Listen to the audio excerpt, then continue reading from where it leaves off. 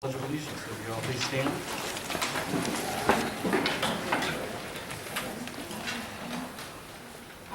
Allegiance to the flag of the United States of America and to the republic for which it stands, one nation, under God, indivisible, with liberty and justice for all.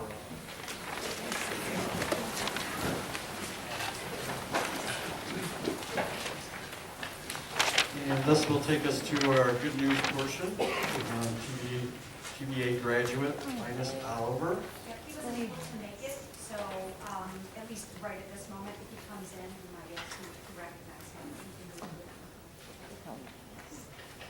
The next good news is social emotional learning, Michelle Hutchinson. Good evening. I'm excited to be here. This is good news, what I get to share. I was asked to share a little bit about my position in the district this year, which is a new position for our district. And also, it's really a new concept nationwide, but also a concept that's gaining a lot of momentum. And so I'm really excited, and I honor the district for really putting this work ahead and saying, valuing the work and saying that this is important to our learners and our students. It's really important, I think, that I explain a little bit about what this work looks like, social and emotional learning. Because again, it's new. We've always kind of segregated our work in the school system, in the academic system, to more of a very academic approach. We're learning, we're teaching, we're educating about intellectual concepts, but we're not always teaching about emotional intelligence and what that looks like and how to merge and blend the two so that we get really, really good academic outcomes. All of the research now will tell us, as we look at the whole child and we really teach them both social functioning and intellectual functioning, that we get the best outcomes for learners, lifelong for them too. So this is really, really fun work. And I'm happy, again, I'm sharing with you, but I'm happy to hear thoughts too. I know as we move on throughout the school year, please feel free to contact me. So social and emotional learning is really this idea that, how do we begin to create safety in an environment for people to express themselves, for our learners, our students to learn how to express themselves, and also to dialogue in very constructive manners. And that starts with this ability to recognize your own emotions and your own life experiences and how those affect your decisions, affect your engagement with others. And so it's this idea that you build self-awareness, the ability to recognize what I'm feeling, what I'm thinking, and then how do I manage myself within those feelings. So if I'm feeling really worried, and because of my worry, I become really irritable with you, and then my interaction with you is negative, it's really not about you, it's about what's going on inside of me, but I can't sort that out. And so as we begin to understand how our own experiences affect our behavior and our relationships, then we can start to control how we engage with others and how we dialogue with others, even in times of strong emotion. And so I'm actually excited to think about what a district of learners could really look like if we gave them this understanding. We have cognitive capacities, meaning our brains really do think in strategic ways, and there are ways that we can break down our interaction and our engagement. And so if we can really teach our learners to recognize that, they can be powerful, not only with each other in a school district, but then also as graduates, as business professionals. It really could catapult them in their work environments. And I always think about how this work then transcends into the community and how beautiful it would be to have strong social and emotional skill sets in children in a community. So again, this is not my work, but it's work that's happening nationally and that has a lot of movement. Many major universities are endorsing this work and really talking about how is it that we develop the whole now? Because as we've heard, you can access knowledge on Google within 3 seconds and have access to anything that you need to know. But you can't always access how to dialogue and engage with others in a productive manner. So we're really looking at that in my position. And I think it's twofold work, you know. It really happens both with adults as well as with our learners. And we have amazing, amazing staff in this district. I should say I'm new to being a Tecumseh Public School employee this school year. I have worked in the district through the ISD for the last 2 years prior. You have amazing staff here, and so as I speak about building these skill sets, I never want to speak as if I have something to bring that your staff don't already know or have, but just the ability for us to dialogue and enhance how we're working with kids is powerful. And I often work from the perspective of a neuropsychological understanding. So it's really this idea that not only are we saying, hey, we have to mold behavior, we have to look at what's driving behavior in our staff, in our students, but also in us as administrators, but also what's happening in the brain, you know? If we are seeing a lot of behavior, how do we work with children from a different perspective? How do we work with our coworker from a different perspective that's not just like, hey, stop it, right? But understanding that our brains are formed in our experiences, both in utero and as life moves forward, and especially in experiences of trauma or toxic stress or a lot of difficulty, and how that really then molds our responses.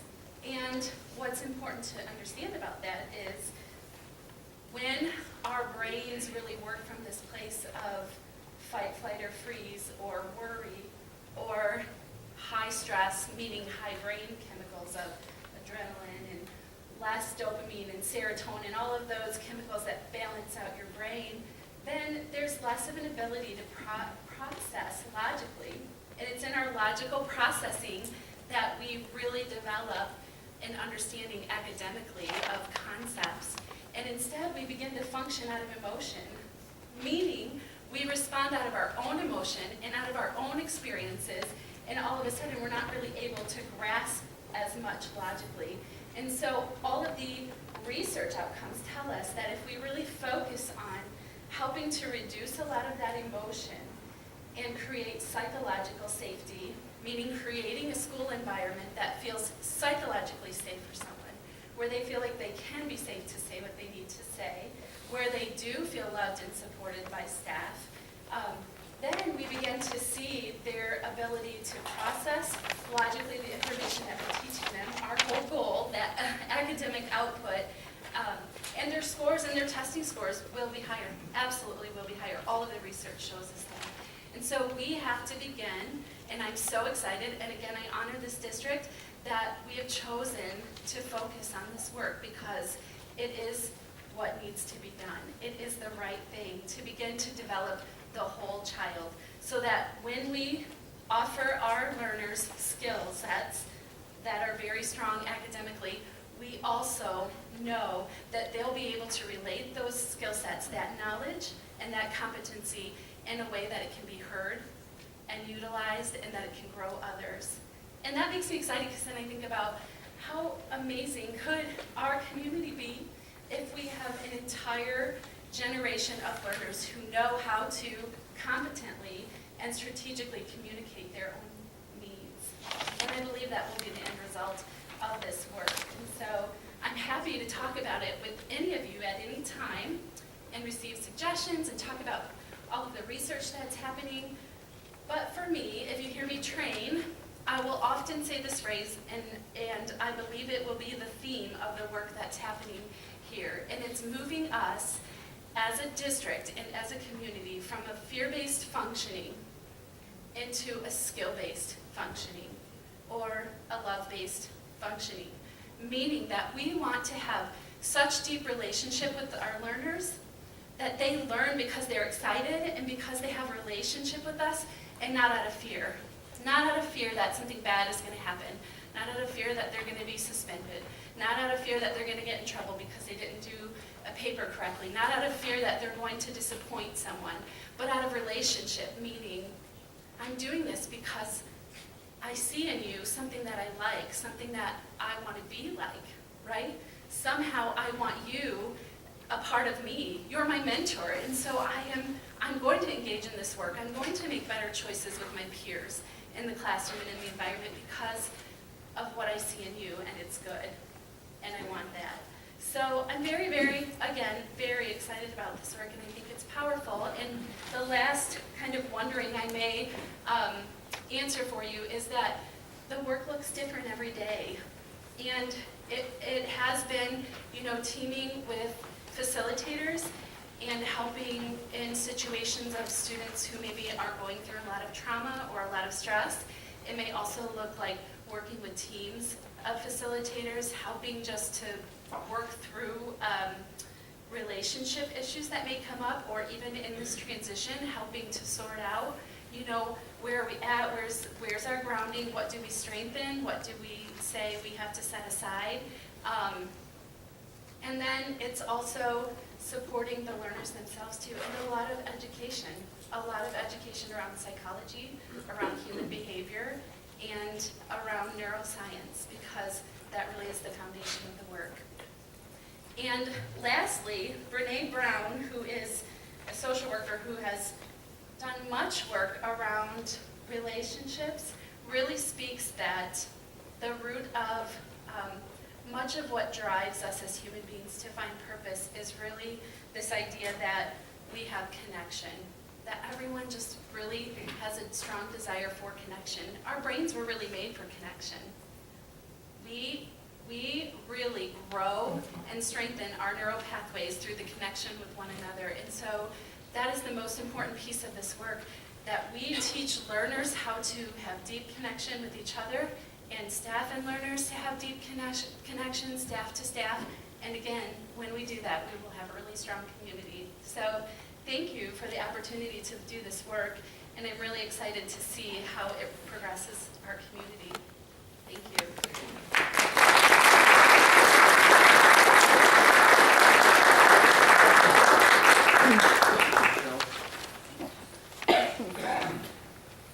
Thank you, Michelle. Okay, let's move on to the public comment and agenda items only. It's limited to 3 minutes. Does anybody have any comments on agenda items only? Okay, we'll move on.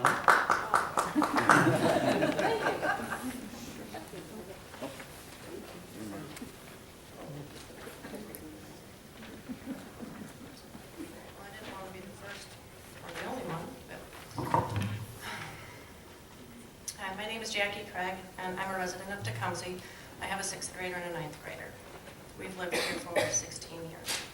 My comments tonight are in regards to changing the names of the early learning centers and the STEAM centers. I know that one of your campaign promises was to change the names of these schools back to their original names. However, I don't know of any productive reasons why this should happen. Clearly, many of our community members value the historical emphasis or are nostalgic for their own experiences at those schools and have an emotional attachment to them and their names. I did not grow up in Tecumseh, and while I value the history of the area, I don't have an emotional attachment to the school names. I am a Tecumseh taxpayer, though, and I do have an emotional attachment to my money.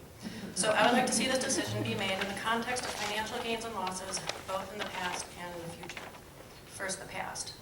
I would like to know how much money has already been spent on the name changes that have already occurred, considering the salaries of all who participated in the brainstorming efforts, design, web services, contracting, delivery, installation, and marketing, just to name a few. Consider the actual cost of the letters on the buildings, the letterhead on paper and envelopes, apparel, bumper stickers, window decals, shipping of all of these things, and so on, incurred by both the school district and the local businesses who sell the school merchandise. All of that money is spent and will be money wasted for no financial gain if the names are changed back. Now, has anybody here had a conversation that kind of went like this? I tend to do this with family members. Oh yeah, my child goes to Patterson Elementary School. Oh, where's that? Oh, Tecumseh, Michigan. Oh yeah, I've heard of Tecumseh. That's a nice town. I've been to the downtown area. And so your conversation basically goes on to downtown and vacations and the shops. And oh, I went to the coffee shop. But you didn't talk about your opener, your child and their education, because the name didn't mean anything to the person you're talking to. Now, I've also had this other conversation, such as, my child goes to Tecumseh West STEAM Center, which used to be Patterson. So, what's STEAM? I've heard of STEM before, but what's STEAM? That's when I go on to the explanation. oh, well, we have arts. We have a really strong arts program. You know, it's more than just science, technology, engineering, and math. And I can bring them into the conversation back to my original opener, my child and their education. Because that's what we want to talk about, our children and our educations, not necessarily downtown Tecumseh, while I do really enjoy that too. So basically in both conversations, you ended up marketing for something without even realizing it based on the name of the school. In the first instance, the name didn't conjure up any sort of familiarity for the other person, so the only thing they could relate to was the town, if they'd even ever heard of it. In the second conversation, they recognized a brand. They were somewhat familiar with it, and they were able to engage in conversation about your main topic, which was your child's education. Branding and marketing that brand is where future revenue can be gained or lost. School of choice students, new residents who pay taxes, funding from grants, and charitable donations are more easily gained when your brand speaks for itself, reaches a very broad audience, and immediately makes a connection with the other party. As I stated before, it has never been made clear what the productive purpose is for changing the names of the school. Nostalgia does not pay the bills or purchase resources. Therefore, I request a full financial accounting of past expenditures of changing the names to what they currently are, in addition to an analysis of potential gains due to the current name branding, or potential financial losses due to a lack of branding if the names are changed back. This decision and those that stem from it will have ripple effects and financial consequences which should be known and made public. Thank you.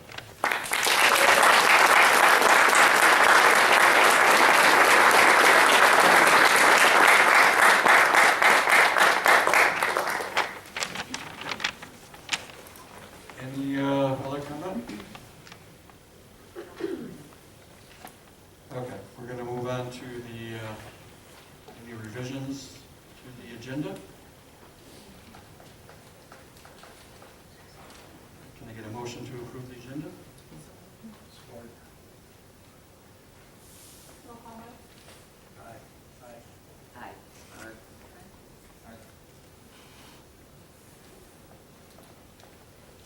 Okay, let's move on to scheduled reports. Dr. Collins?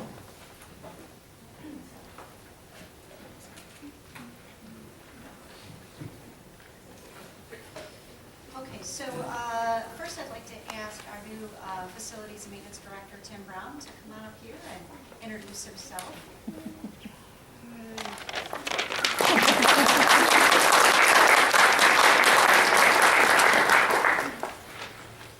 Hi, I'm Tim Brown.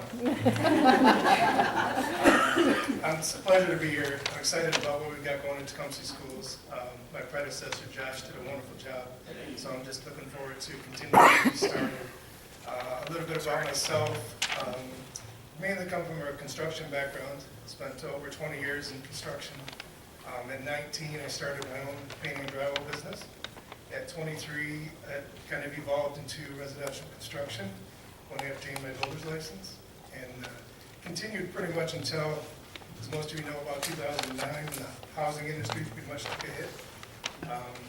At that point, it went into commercial construction.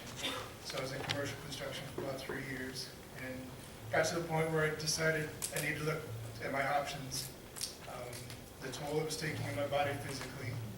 I decided facilities management was a good course of action based upon the experience I had with construction. So the last 5 years I've spent in facilities management. I actually decided to go to college about 5 years ago. So I worked on my business administration degree and obtained a few certificates along the way. I am a certified facilities manager with IFMA, and the last few years have been mostly in Ann Arbor, a combination of the housing industry with the mid-rise apartment complexes, managing them, and then some commercial buildings in Hips Landing, Ann Arbor as well. But I was very excited when the opportunity came open in my hometown of Tecumseh. It's the position I've been looking forward to for several years, and for it to be here was just absolutely perfect. So I'm very excited to be here.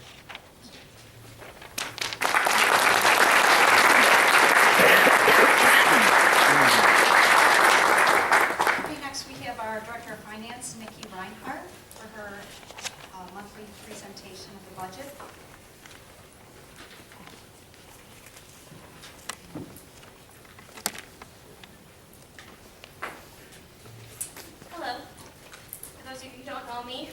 Nikki Reinhardt. I am also new to Tecumseh Public Schools. I joined in the middle of December and came from the ISD, a number of years of experience at the ISD, working in the business office. I wanted to take a couple minutes to talk about the life cycle of the budget, basically the fiscal life cycle of the entire project as the budget goes through the audit and so on, for those of you who just aren't aware. So the budget goes through 3 cycles. We have a proposed budget. It happens actually right about now. February, March, we start ramping up, preparing. That goes before you guys, May or June, for the next fiscal year. Then November, December, we have first revision, and that will go through you guys December for approval there. And then there's one more revision, final revision, happens May-ish, June. Usually approval happens in June, depending on the schedule of the meetings and how they fall. After all of that is said and done, we have a preliminary audit. Our auditors come in June. They come for 2 to 3 days. That's usually when they're doing their test of transactions, testing for validity, looking at internal controls, and it's very short. They come back in the fall, late August, early September for their full formal audit. That can last anywhere from 2 to 5 days. Usually Tecumseh, I've worked with Judy for a number of years, and usually ours lasts about 3 to 4 days. Audit reports are completed and they're back to the district in October. And then we use that to complete what's called our FID. So our FID is the Financial Information Database. We are responsible for submitting a combination of what is pulled from our ledger and what comes from the audit, and we put it all together and submit it to the state. They test for validity, obviously. And then the state themselves, they take our approved FID and they upload it to what is our transparency website. So local school districts have a whole host of requirements that we have to meet for budget and compensation transparency. Ryan's actually going to pull up our budget transparency website. It's available to the public. It's on our website. And depending on if you're a local school district or an ISD, you have different things that you need to report. And there are timing requirements for each item that you're going to see here. So for example, we need to obviously report our audit. We obviously need to report our budget. Those things need to be uploaded within 30 days of board approval or within the return of our audit. But we also have to report on some other more specific items, such as we have to report our bargaining agreements. They have to be uploaded. Our healthcare options also have to be uploaded. Who carries a credit card in the district has to be uploaded. Who went out of state for travel? So there's a multitude of things that all have to be shown. And keep speaking. Okay.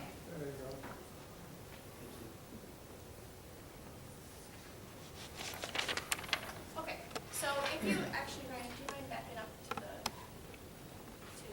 homepage?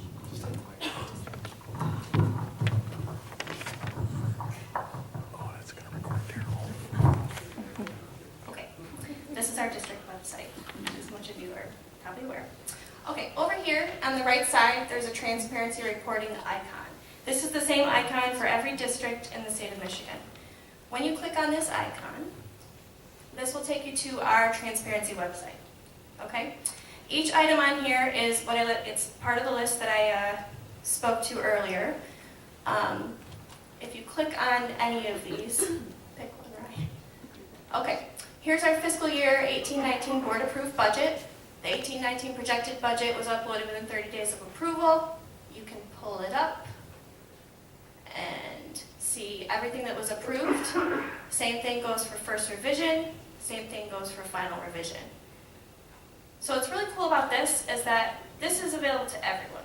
You can poke around here, you can do whatever if you scroll down here a little bit, This is called a Munetrics fiscal score. So these fiscal scores are awarded to every district across the state of Michigan. 0 being the lowest risk, financial risk, 10 being the highest. As you can see, Tecumseh has done pretty well for itself.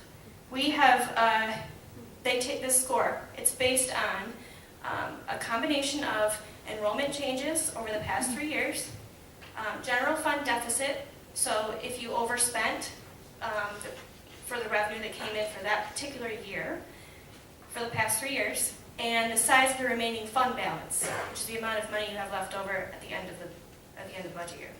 So those factors all put together, that gives you your score here, the zeros and the ones.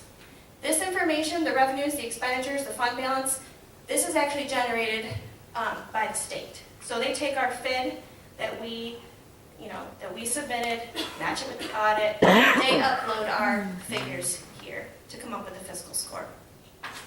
Down here on the bottom where it says citizens reports, if you click on, there's a whole host of things you can look at, but how the money is spent, you can click on one.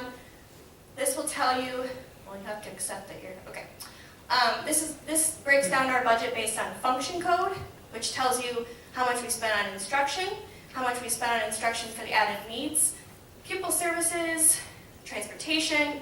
So here, this large amount, that's basic programs for instruction, and this is the past 11 years of funding. So you can find whatever area you're interested in, see how the funding changed throughout the years.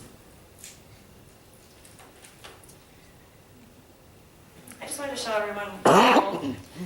Feel free to poke around. It's obviously there for your viewing pleasure.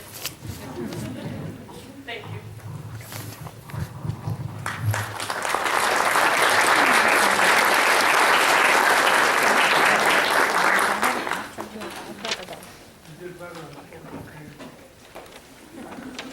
Does the board have any questions for me?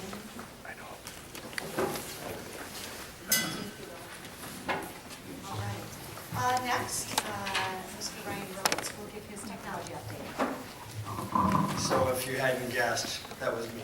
So, I did get a comment that I did a better job on the football game last time, so I'm sorry, I tried. Best I could.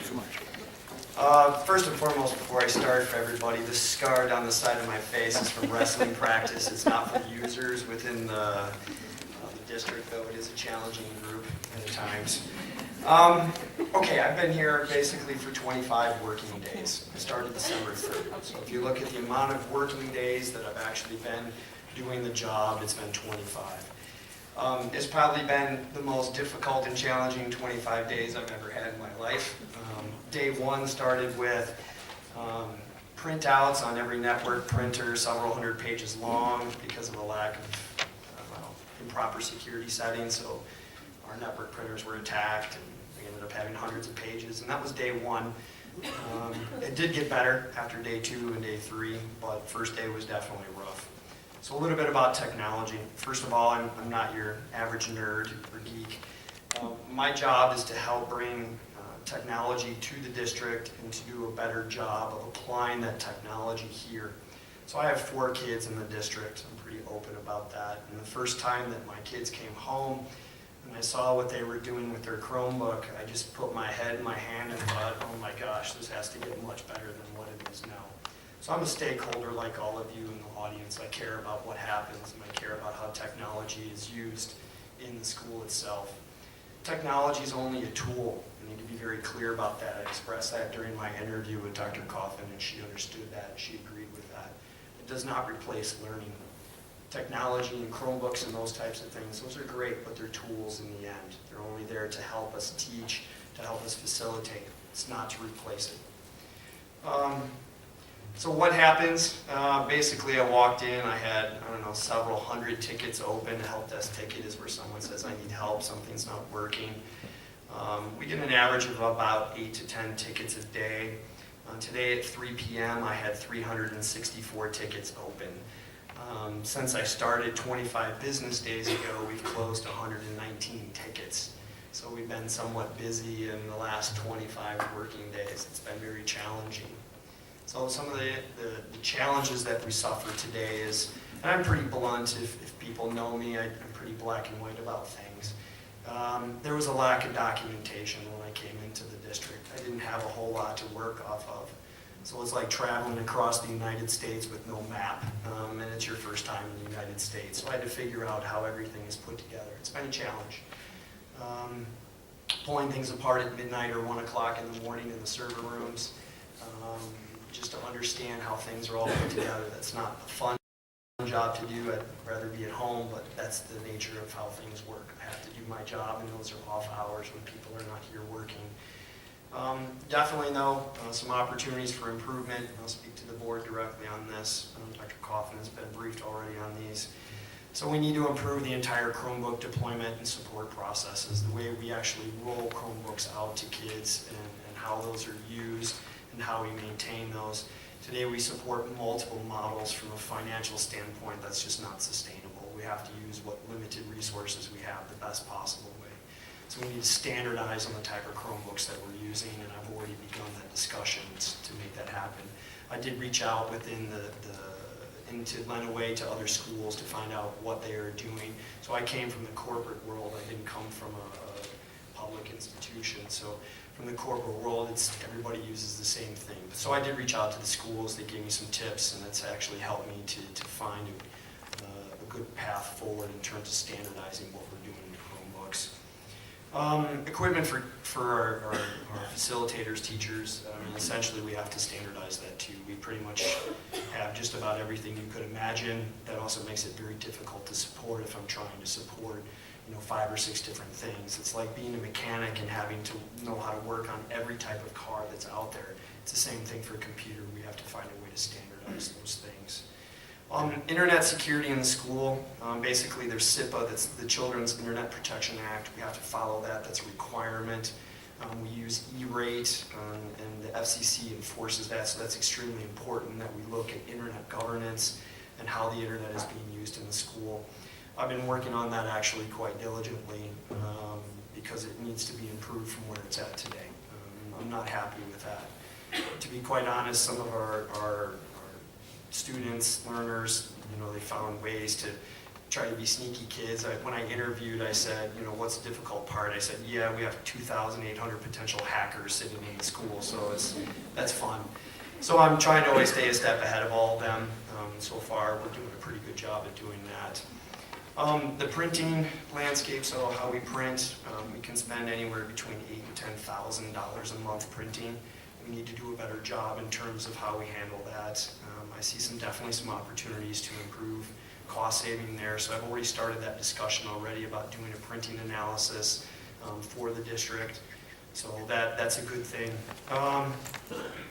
Data security, this is something as a parent of 4 kids, and this is also something that Dr. Coffin asked me to look into. The data security and ensuring that the data that our students or that is generated that belongs to the school stays in the school. That's absolutely important. I'll be quite open. I saw the discussions when I was outside, when I was still in my retirement, because I actually retired and came out to do this job. So that was being shared and the things that were being passed, I was not happy with that at all as a parent. I was quite vocal about that in the interview process, and we're fixing that actually. Dr. Coffin has actually asked me to review all of the things that we have right now where data could potentially be going out and being used by third parties, which it shouldn't be, and I 100% believe in that. So I am focusing on that because I don't care for that, and then Dr. Coffin doesn't care for that either, so we're going to correct that pretty fast. Asset management, so how we handle the assets that we have in the district. These are basically assets that we own, how they're tracked, where they're located at. I need to improve that. I'm not very satisfied with the system. I should be able to pull a report and know where any laptop is at any point in time. I'm a taxpayer, so the lady that had stood up before, I'm sorry, I don't know where you're sitting, my eyes are kind of bad, but we're standing. I agree with you, I'm a taxpayer as well as a member of the staff, and I want to know where all of my tax dollars are going, so I want to be able to track those assets in real time. So I'm working on that as well. And then finally, the way we handle budgeting for technology. We hadn't really focused in the past on, we make this purchase, but how do we maintain that purchase over 2, 3, 4 years? We need to focus on that. because there's maintenance costs as well in maintaining something. So we have a really nice wireless network here in the high school. There are costs associated with that in years 2, 3, 4, and 5. So I'm trying to get that so that we can better plan for that over the long term. So as you can see in the 25 business days I've been here, I haven't rested a whole lot. I've worked quite hard to make sure that things are being done and that we're making progress because, one, I'm a member of the staff, but two, like all of you, I'm a stakeholder. I have 4 kids in the district. I want to see things better from that standpoint. If you have any questions, I'd be happy to answer those for you now. I think you're doing a great job, and I'm sure you saw that we were working on committees. One of them is a committee for technology, and those are definitely some things that we would like to see addressed as well. As a side note, I understand that you have a system ordered so that people can hear us better. Yes, actually, let me be quite clear. So I took care of that I came home. I'm sorry, but we've had a personal situation in our family that took me away from work last week with a death in the family, so I had to focus on that. But yes, the system has been ordered. It should actually be here tomorrow or the day after. I know that many people in the audience are not happy with how the entire microphone system is working, and I 100% agree. So that is being taken care of, guaranteed. If it's not, then I can do 1,000 push-ups here in the middle until my arms fall off. Yes, ma'am. Yes, ma'am. Anything else? Thank you. Okay, thank you. Thank you very much.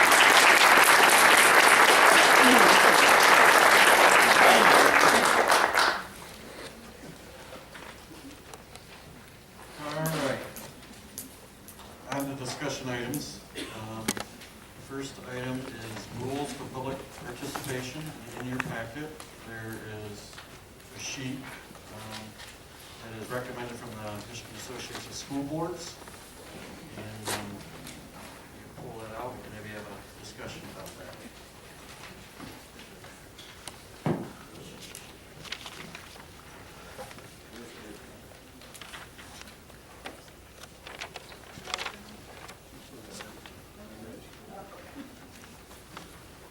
So this was talked about at our training on Saturday, and it was also, this is what the Michigan Association of School Boards recommends as well.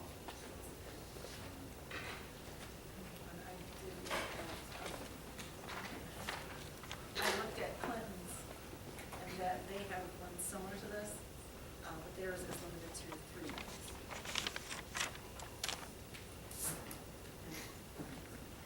Overall, my opinion is, if you got something to say, most people could say it 3 minutes, Then there's an overall limit to 1 hour as well, 1.5 hour. or a half hour. So at 3 minutes, that would be 10 speakers. but that can be extended as well. We don't feel that we want to violate anybody's First Amendment rights here. So we have a lot of people. We could also ask if we have a group of people that are going to discuss the same thing, that maybe they merge together and appoint one speaker for that. Right. So, I don't remember, does it talk to having 2 part-timers per meeting? It doesn't, we're only required to have 1. I was thinking about that when I was reading through it, and I was wondering, since we're gonna go to 2 meetings a month, if, since the first meeting is a study session, that the county said, at the front of that, since they're gonna, they're gonna have some input. And then at the next meeting, I think we're gonna have 2, one at the front, and one at the back, because that time. Could you use the microphone, please? So you say 1 at the front, I think that's reasonable. Well, I actually misspoke. I meant, the first meeting, since it's a study session, have the comments at the end, because they will heard what we're looking into, working on in the work session. And then in the work session, because they've had a couple of weeks to go over it, as we have, that they be able to comment at the beginning of the meeting, and then, we take action and stuff, so they should be able to comment at the end. Just my thoughts. well, eventually, won't we have things that we discuss and things we vote on, so. Traditionally, it works if you have a study session, and that's going over what you have a study session, you work on things that you're going to do, and then the board and the community has time to research it, and then the second meeting of the month, you act on it. I guess I'm confused. Would we have discussion, we could have discussion at both meetings? Oh, we could have discussion both. Right. Absolutely. So, so that, I don't know if that would work. Unless we just do one at the end. Conversation about, former board is kind of like strike on, if it was,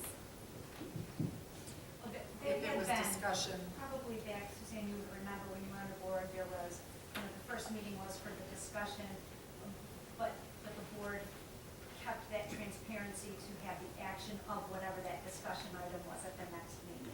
So there could be discussion on that second meeting, but it Right, would be it would be acted voted on at the next meeting and it overlaps like that. Well, of course, between the meetings, a lot of times you do, I say we just do a one lot at of the times end. you do research, and your own opinion could change. Right. So of course, you gotta have discussion of both meetings. Okay, so are we gonna have, we're gonna have one public comment, or we're gonna have two public comments? I think you only need one at the first meeting, at the end of the meeting. I agree. You know, because they've heard what we're gonna discuss, so they can have their initial comments there. The next meeting, at the beginning of the meeting and at the end of the meeting. Yeah, but we just talked about that they would overlap, wouldn't it? I mean, we could have discussion items at both meetings. And so, in one meeting, we have discussion items, and then we also have things we vote on. In the next meeting, we have new discussion items, and then we're voting on the things that we discussed last time. Or you could have current discussion prior to the action. and Okay, then- so it could be the and way new we set it discussion. up. Yeah. Okay, I mean, so- that's up to you.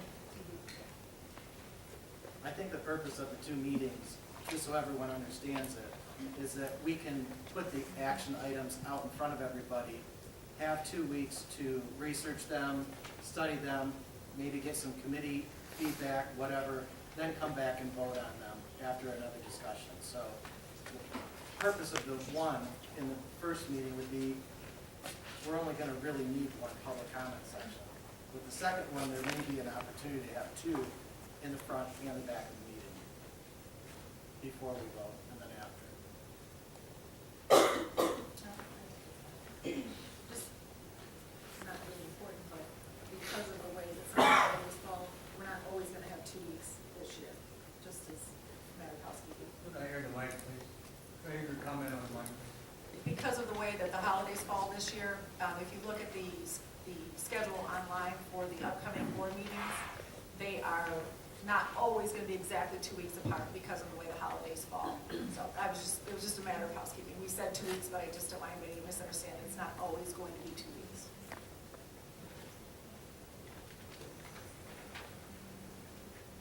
I still think there could be overlap, where we're discussing at one meeting and voting, and discussing voting at the next, and on and on. So I say either have one at the end or But the leave it like second it meeting, is. we have one at the beginning and one at the end that covers that, I would think. But I'm saying at the second meeting, we could have discussion items and action items eventually as the months go by. Right. That it's not always gonna be one meeting for discussion and one meeting for voting. But what he's saying is on the second meeting, we have 2 comment sections, so that would cover it. I think it just gets a little confusing. I think I do either we too. have two comment sections for Or every one. meeting, or we have That's what I one. think. So, Okay. I think it gets confusing. so. Do you want to weigh in on that, Kevin? I'll weigh in on that. I believe, I don't have a problem with two or one. I think, having two would address discussion items and action items, and I think we probably will fall into the rhythm of having discussion items and action items at each meeting. So it's probably appropriate to have two. I would like to speak on the 5 minutes. The MASB training, they recommended 3 minutes, and I think 5 minutes, what we'll find is people will write down what they need to say, and then they'll try to fill the extra 2 minutes, and that's going to drag meetings out far too long. You have 5 people who just throw an extra 2 minutes into their comments. Somebody else's opportunity to decide. I agree with that.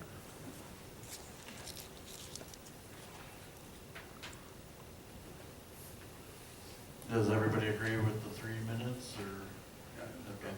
Yep, And, in the half hour max. and the two at the beginning and one at the end. Two total. Yeah, one and one.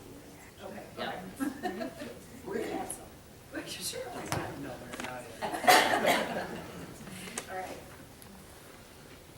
All right, let's move on to the next thing, changing the elementary school names.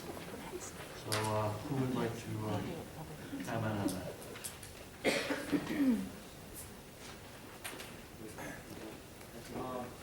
Quick point, under the agenda, we had rules for public participation, and we also had postings, website, email calls, video interactions.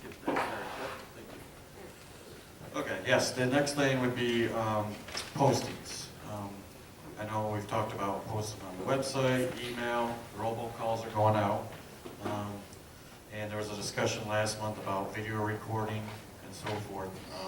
I can tell you, I've looked at, Bill Swift uploaded the video, and if the volume is good, it appears that YouTube is closed captioning the video for you automatically, is what I'm seeing.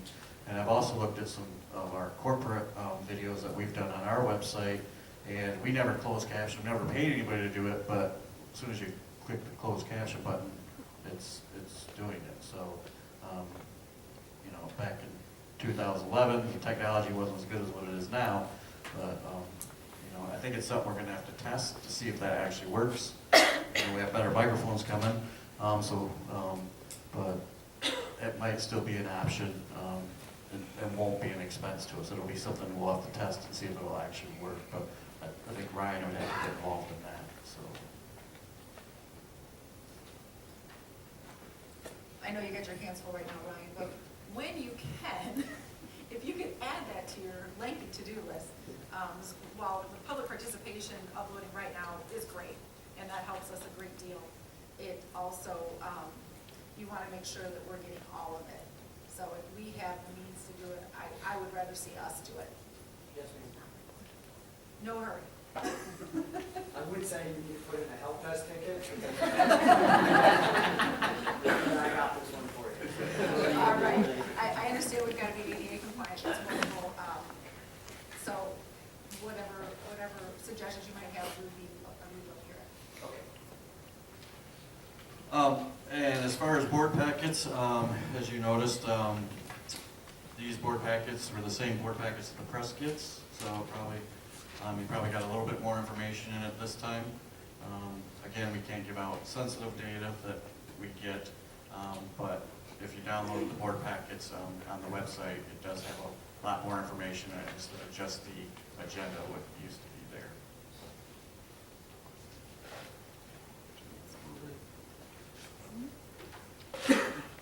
Just to address something quick, this is somewhat off topic, but on topic as well.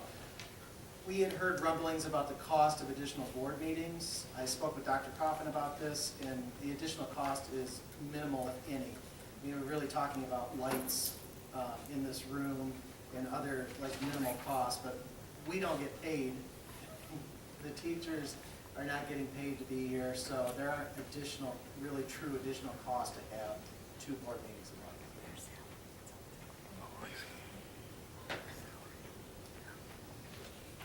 Anybody else?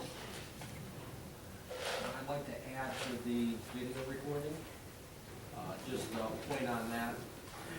We had talked about modeling it after the Board of Education for the state of Michigan, and they do publish their live stream and provide YouTube video afterwards, and they also have closed captioning available. So might we reach out to someone at the State Board of Education or through the MASB? They might be able to provide us some guidance or tips in getting that set up also. Take out some of the trial and error legwork for us.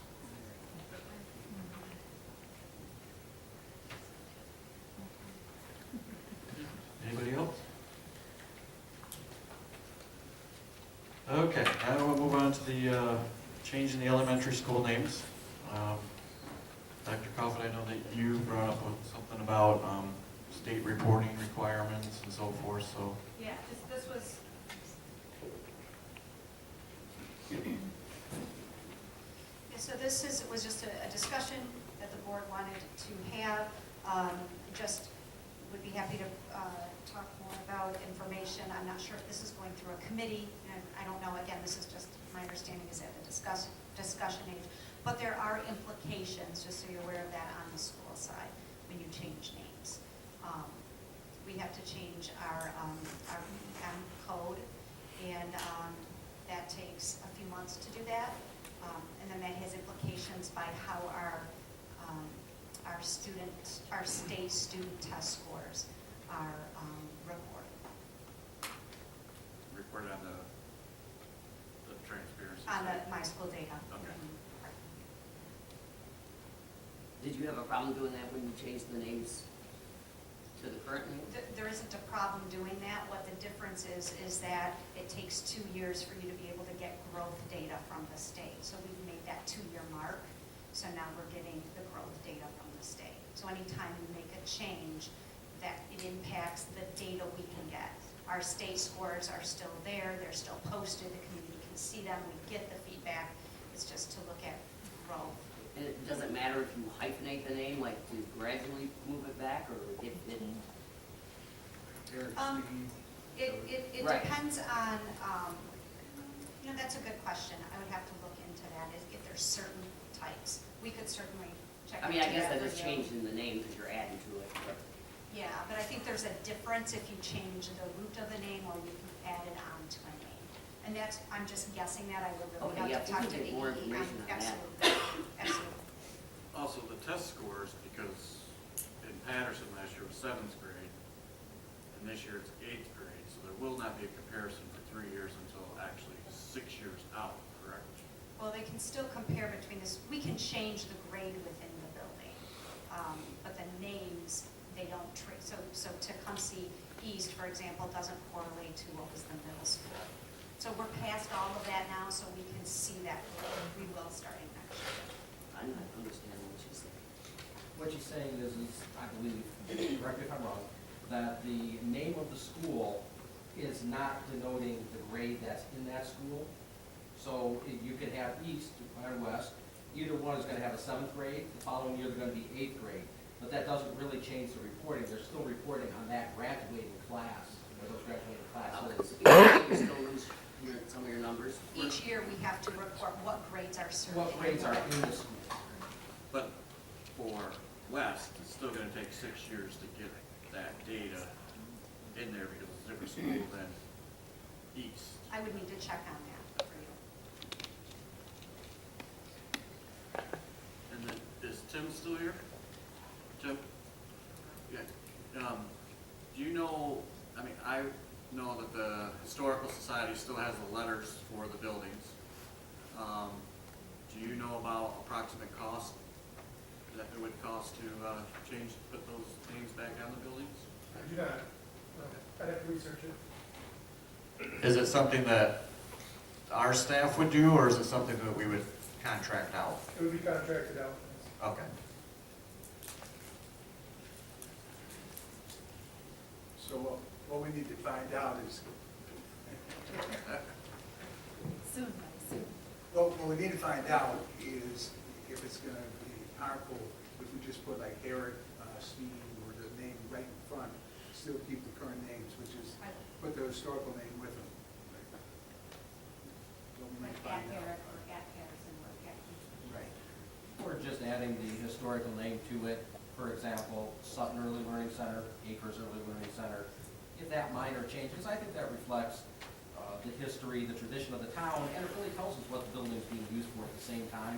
It's kind of the best of both worlds. I will definitely. Also maybe check and see if we can just add the sign to the side of the building, but not change it at the Not state legally level. changed. That's good. I mean, if we just add it. Well, at least until we get through all of our You know, surveying and That's the whole an option. picture. You're asking if we can just add that to the building in addition to what we have, or just not change it in the state system? Is that what you're asking? We would physically put a sign on the building that says, say, Barrett Park, Okay. but not change the building. So I guess my question is, do we have some legal reason to have the state name match what's actually physically on the building? I will check on that. That's a good question. you know, we don't have to change the name at the state level, but we can change it on the building. I think it serves the purpose that we're looking for. Do you know off your top of your head how much it costs to change them to what they are now? I know that we did have an estimate if we wanted to, and just look at the STEAM Center, you know, Tecumseh East STEAM Center, adding at Herrick Park, and it was about $800 to add to that lettering. But you have the cost of what it costs to do all the building changes from 2 It's years about, ago. oh, I can find that for you. Yeah. And we contracted that out, right?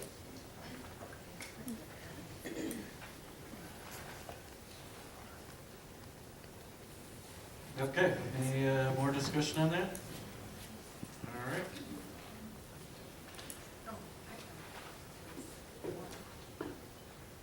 So during the campaign, someone had asked me, if we change the names of the schools back, would we keep Compass or change it back to Tecumseh Middle School?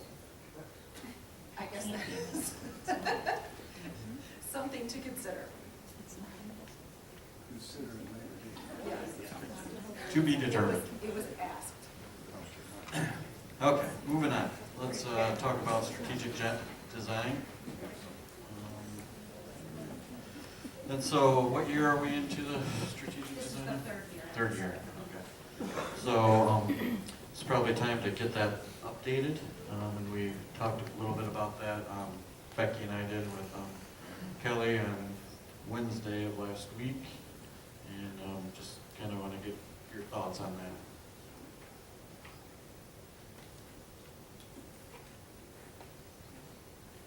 The overall design of what we're doing right now, strategic design, for the whole school, what direction?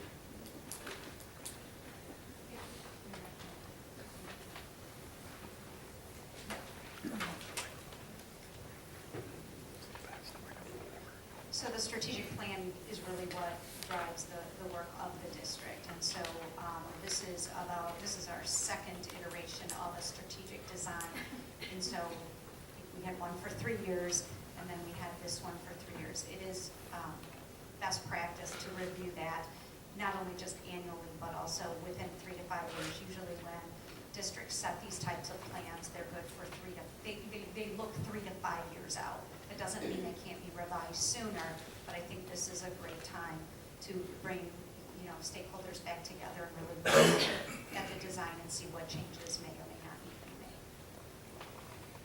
made. And will there be data, do you have data, or have you guys been compiling data that basically breaks it down by grade level and maybe even further by classroom, so you know which kids are succeeding at a higher rate in my 5th grade class versus Tim's 5th grade class, and then as 5th grade as a whole, how we are comparing year after year, and if we're getting the success that we are looking to get?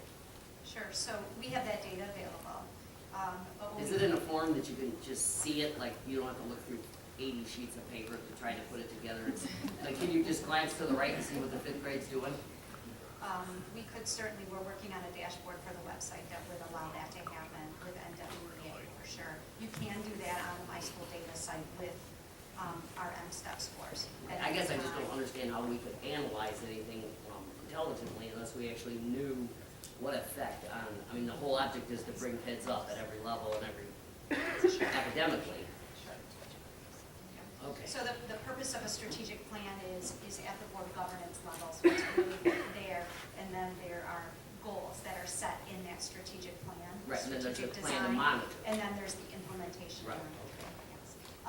I would recommend a facilitator come in and do that. That has been what we've done in the past, so I'm happy to look into possible facilitators, or if the board knows somebody that they would like to facilitate the process. Usually it's a multi-day process. Both of them that I've done have been 3 days here in this district. So just a conversation, if this is something that the board wants to look at, is reviewing and revising our strategic design, which really is something that we should look at every 3 Right, to 5 years. I just, that's, to be the first place to start would be the data, and that would. Correct. Okay.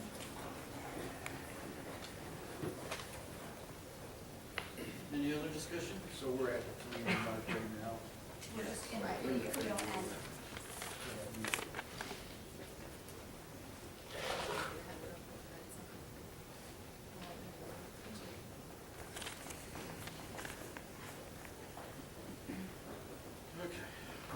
Next item, county base, or no, I'm sorry, scheduling update. Yeah, so I have asked, I've asked the principal of the 910 in the high school, Mr. Anastasov, to come up and present on this.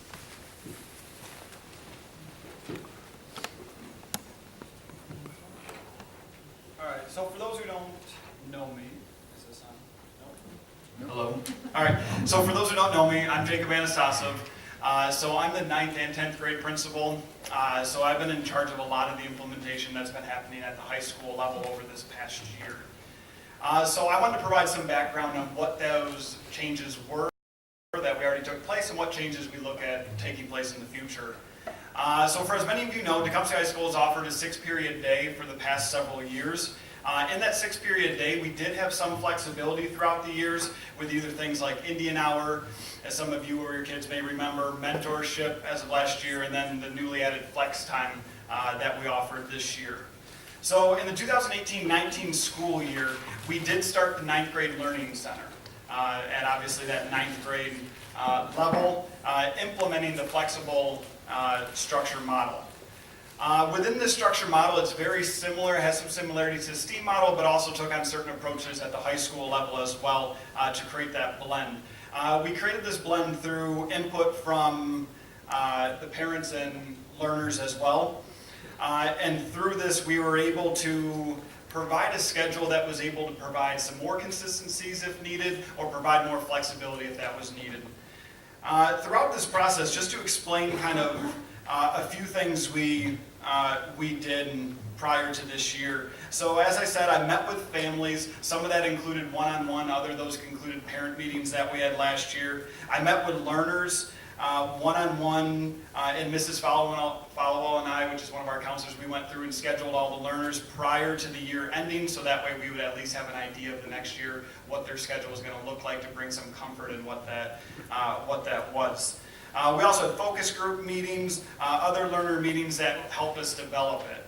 So through talking to these learners and developing where they struggled, where they succeeded, we wanted to input a model fully, so 9th grade models, full inclusion, that was, like I said, able to offer some consistency of a traditional schedule if needed, but also some flexibility that gave them the ability to have more offerings if needed, or more support if needed, depending on, again, what that learner need was. Throughout this time, we have also been getting feedback from the educators as well that has modified the structure slowly over time.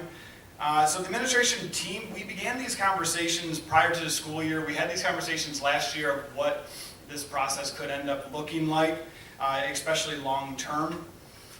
So throughout these, it's able to give us a little bit more data and feedback, like I said, that we gathered to be able to implement our new structure, heading into next year, what that is. So it was decided with that data set moving forward to offer students choice. That was presented to parents last week. The board brought up last week as well. So we want to offer them the choice whether they choose the flexible model, more like the STEAM structure, or to be able to provide a more traditional path for them, be able to open up those two options. So this is not a, right now we offer, like I said, 9th grade is the flexible model, 10 through 12 is the traditional. So really what we look at adding is we're looking to add in the sophomore a flexible path along with the current traditional path, and we're actually looking at offering a traditional path into the freshman level, so opening up that option as well. So some informal data that was collected from the learners recently showed that approximately about 2/3 or 66% of the incoming freshman class and about 43% of the incoming sophomore class says they wanted to stay in the flexible structure. Now this was informal data made for our initial planning stages, so we can start looking at staffing numbers and potential structure.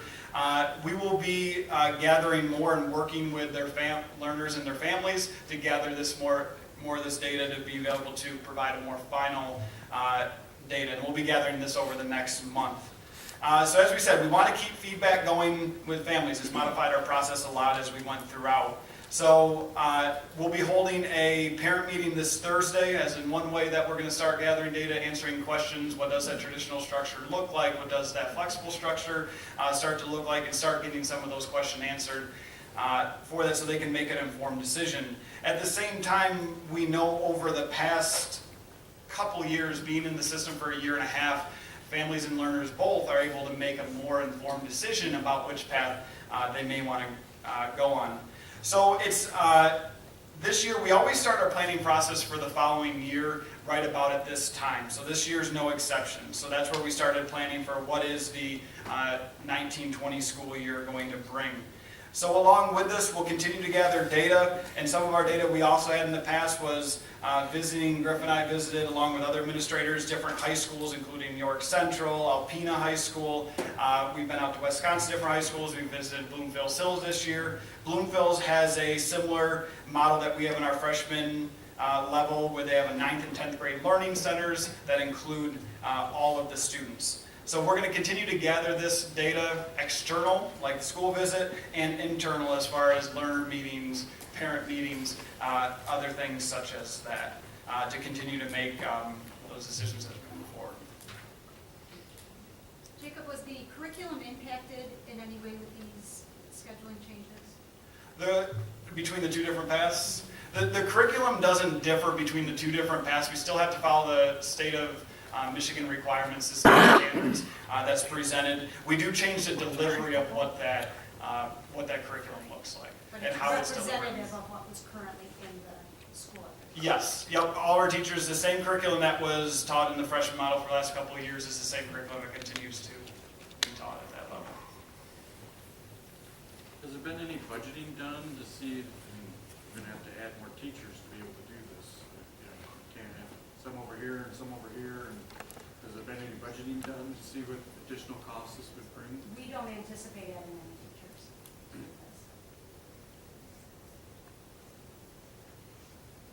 I guess, can you explain that a little bit, because I'm struggling. What does that look like? I can certainly get the board additional information on that, but at this time, we do have class sizes that are pretty low, and in some courses, we don't combine the students in a way like Jacob was talking about. So when we're able to do that, then we don't need as many staff members. So we don't anticipate hiring any, unless there would be a unique certification if somebody retired. So at this time, though, this is not, we're not looking at an increase of staffing at the high school. It's still the same number of kids.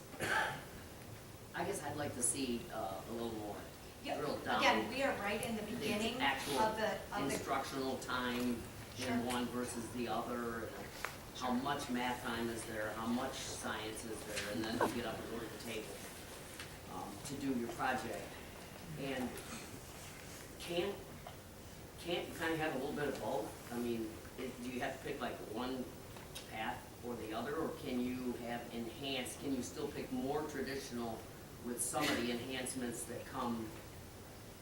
The really great things that people love. Right. Yeah, I can certainly gather that information. You said instructional time, Yeah, project comparing time. the two, like, I mean, I know if you're in a project, you're learning your math and your science and your English. But when you're in English for an hour straight versus a project for 2 hours, it's a little Yeah. different to me. Yeah. And a lot of people. Okay.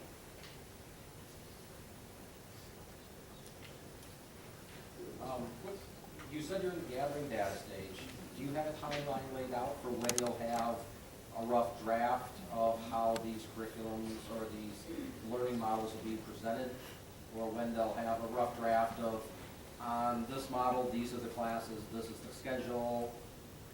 Well, I guess when will it move to the next step beyond gathering data to get a rough draft of classes for next year? So our first step to gathering data is to provide at least the appropriate basic information to parents and learners so they can make that choice of which direction to go on. Because once they make that choice, have a good idea where they're going on, that will give us better numbers just so that we can also start identifying staff, as you put it. So which staff is going to be over in this model, which we can put over in this one. which can give us more information on at least that direction. As far as exactly how it's going to be delivered, we want to continue to meet with, even after the decision's made, we want to continue to meet with those who choose either traditional track or the STEAM track, so we can continue to talk to parents and learners and figure out as well what those needs may be, because especially once you split the groups a little bit, you may have more of a condensing of those needs based on the smaller group. And so we can find out as well and make some more informed decisions by that data. So those are some things, and I also imagine some of what you're asking for will be answered at some of those parents' meetings as well, that they might express certain needs or certain situations that we can add on to what we're doing to be able to meet their needs appropriately. Which survey did you give us the results of? The yes or no thing with the kids? Yeah, the learner survey, yep. Is there also a parent survey or a more in-depth? That's going to be coming. We want to first have that parent meeting or answer any other questions, but that's going to be coming near the end of the month as well, as long as our timeline serves what we're seeing that the needs of the parents are. And so that is going to come down. We'll get more definite, because we do want parents to sign off on it, learners to sign off on it, everybody to understand kind of what that direction is. And those will be more, the final numbers that we can then decide staffing and stuff on. Do you foresee it as being two completely separate teams? That's going to depend probably on the number as we start looking at it. I mean, there's definitely potential, because we don't know the exact numbers, that there could be some crossover of staff members with that. We definitely still want to open the window for a crossover of a few classes, those type of things, because we never want to take a look at certain electives and restrict this is only the STEAM Center elective, this is only the 10 through 12 electives. So we want to keep those options open as well. So we want to keep plenty of classes where there could have crossover. But you're looking probably more at some of the, core classes, integration, those type of things being done like in the more STEAM Center model. So less probably crossover there. As far as electives, you made me think, how do we do electives change depending on the outside world and what jobs we do? Like we need carpenters, or do we have a carpentry class? Or who determines how that whole makeup, how that whole comes together? I know there's a lot of job opportunities out there, robotics at Ford, and Correct. Any new course that we would add comes to the board for the board's approval. We do have a woodworking course. We do have Project Lead the Way, which is the robotics and the engineering you're talking about. We also have a mechatronics program that we partner with Hudson Area Schools and the Center for SMCSI. So we have those options already in high school that any child will access. It isn't going, that's I think what Jacob was trying to say, is there are electives that you would access regardless of which way you chose for the learning. Maybe somebody could get us a list of what electives are available Absolutely. at Loving and at grade level. And we also, when you get to the junior level, we do couple with the ISD as well. Right. Their tech center and offer an even broader array of classes. Yeah, we can get you that, and also And the what handbook currently is. is available at the tech center too, just out of curiosity? Oh, yeah. And that's for, like he said, juniors and seniors. When did this discussion start taking place? Last week was the first we heard about it. So when did this discussion start taking place? We've been discussing all last year with either past board and current administration about what those options look like and what that timeline may look like. And as you said, as we went along, it became more evident when we look at the different paths that it was able to serve those, like I said, those needs, or that learning model was able to serve those needs better.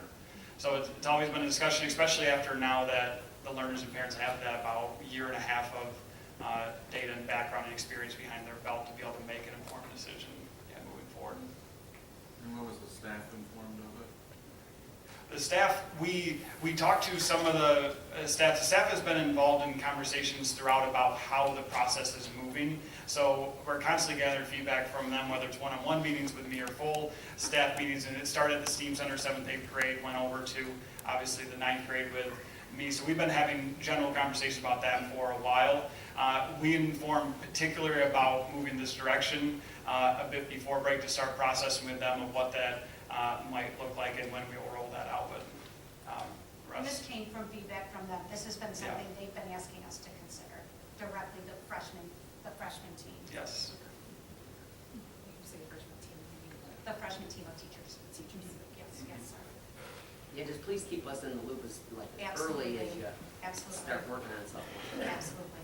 Yeah, I feel like we kind of put the cart before the horse with this one, because we've already broadcast that we're gonna offer this, but we're just starting the data collection.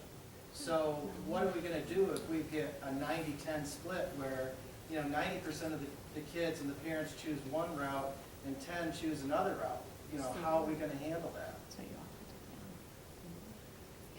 That's why we wanted to start to get the data to see if this was something we would be able to do. We were pretty good with our predictions of how it would come out. So the numbers didn't surprise us, just knowing kids and having conversations over the last 2 years with both groups. So we did have an idea. And we've been gathering a lot of that, I guess you'd call it a little bit more informal data along the way as well. We never put out obviously a survey like we did with the learners with that, but we talked to a lot of parents, a lot of learners, a lot of teachers, those type of things. So that's where, as Dr. Kaufman stated, we're able to get a pretty good picture, and yeah, the numbers weren't overly surprising with that.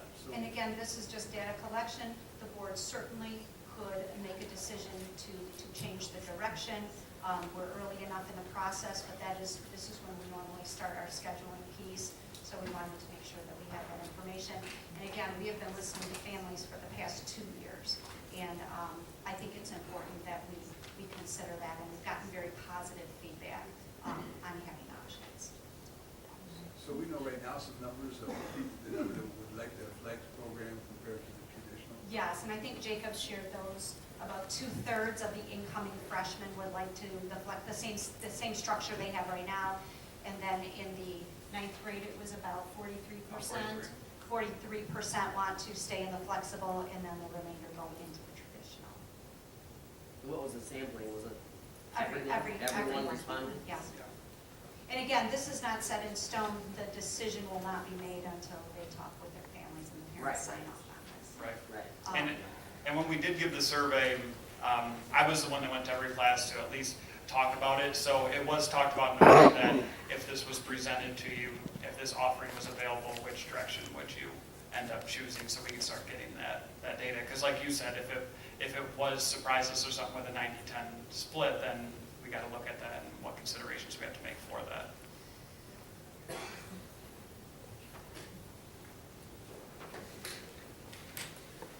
One more thing, sorry. Oh, you're right. We had a mention of teams of teachers.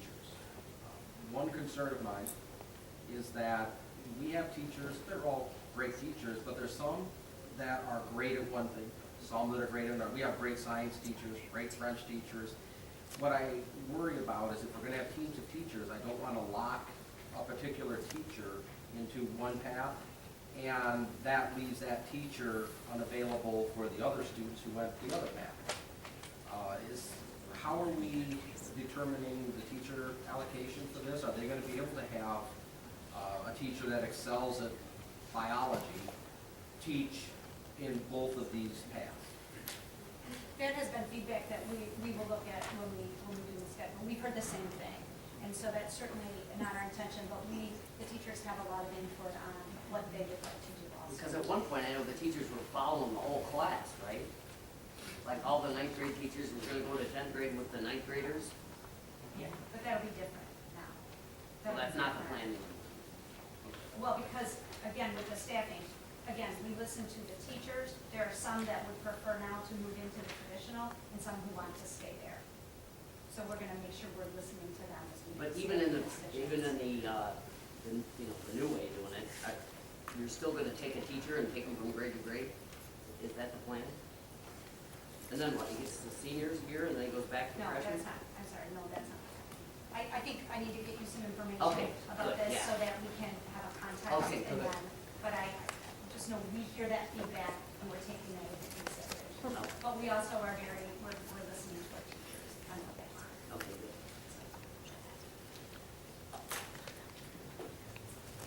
Thank you. Thank you.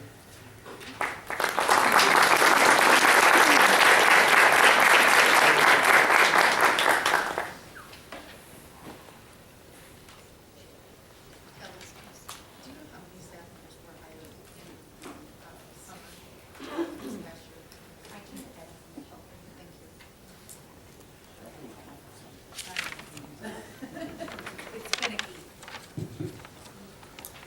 Okay, let's move on to competency-based grading. And some of us have seen this over the last couple days because grades came out. So let's discuss. I got some items I'd like to hand out, so if you could hand them out. The first being an article about Maine. In 2012, I believe it was, that they went to this competency-based grading system and a diploma. And the article talks about the pros and the cons of it, and why schools are moving back out of it.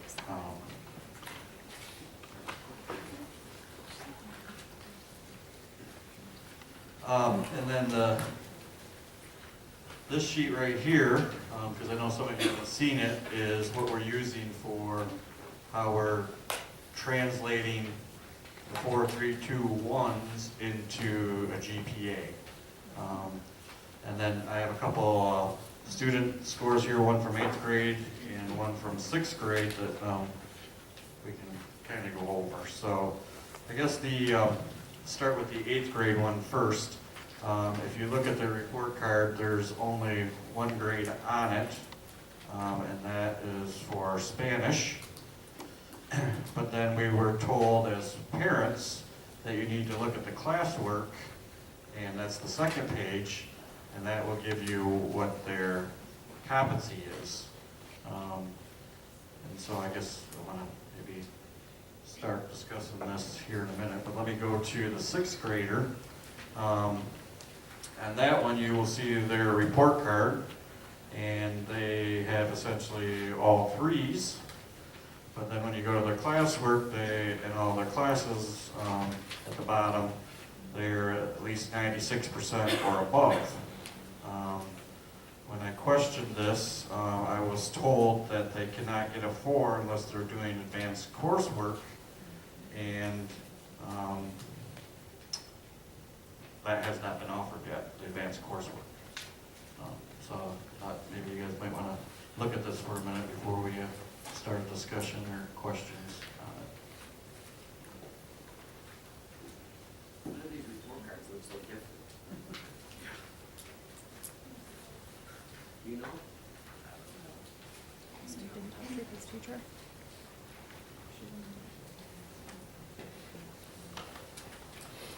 That's the first question I got right out of the gate.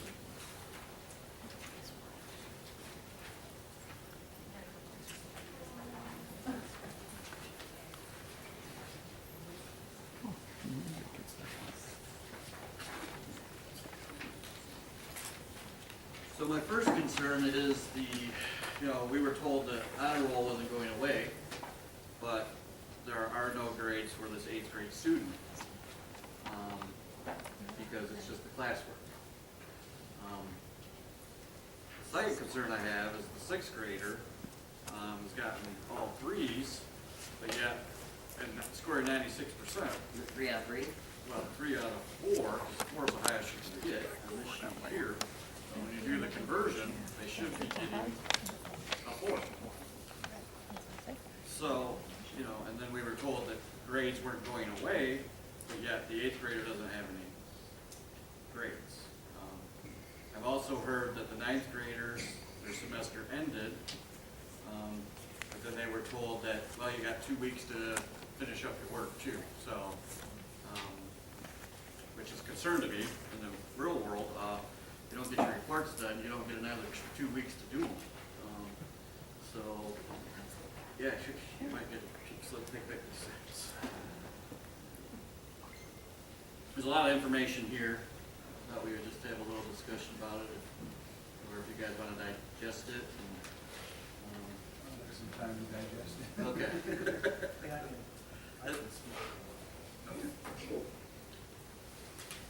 No, we don't have kids, that's why it is.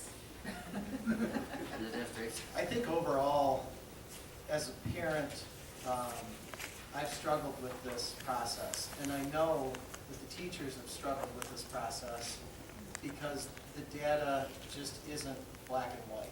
It's very jumbled. It's, it's hard to put together. And I've heard this now since fall of last year until fall of this year at conferences that, you guys are struggling with this. Like, it's not black and white, it's not easy to come up with a grade. The part that I don't like about this is it falls back to my kids not knowing where they stand. So if I can't get a grade from this information, then they can't get a grade from this information, and they're gonna struggle with competing. I mean, you know, one of the things that kids are gonna learn how to do at this age is compete. And there's gonna be some kids that wanna compete for grades. And I feel like we've taken that opportunity away from them with this grading system. And I, for one, have not been a fan of it from the beginning. I struggle with it today. I know the teachers struggle with it. You know, Tim and I talked this weekend about, he said, you know, my son's got 96s, and we can talk, just FYI. My kid's got 96s, but he's got 3s, so, you know, this has to change. If either we find a concrete black and white way to make this work, or we need to move on to it. It's on the website. 3 should be 100%. Should be a 3 should be. 4 should be an A. 3 should be a B. Right here's your, yeah. Right here. But So, the problem is that we're a year and a half into this, and nobody still knows what we're doing. And and Maine tried it for 8 years, and they're backing out of it because it's not working. And I have a lot of issues with it, I do. Well, then it makes it come part, when I go back to data, and I like data, and I like to look and see what the trends are and the people are learning, and if they're improving, it kind of makes you wonder how accurate the data is. It seems so subjective to me. Where's the assessments to know that these are the scores? And I haven't seen any assessments. You know, I've seen projects, I've seen this, but it's too subjective. I have not seen any assessments that make sense to me. And we're into this for a year and a half. It still seems like we're flying by the seat of our pants, and I'm not happy about it as a parent. I'm not happy about it as a community member. That's What right. happens when we, what happens when we have a student transfer to another school? Did we figure this out for them? I don't know. Like I said, don't know.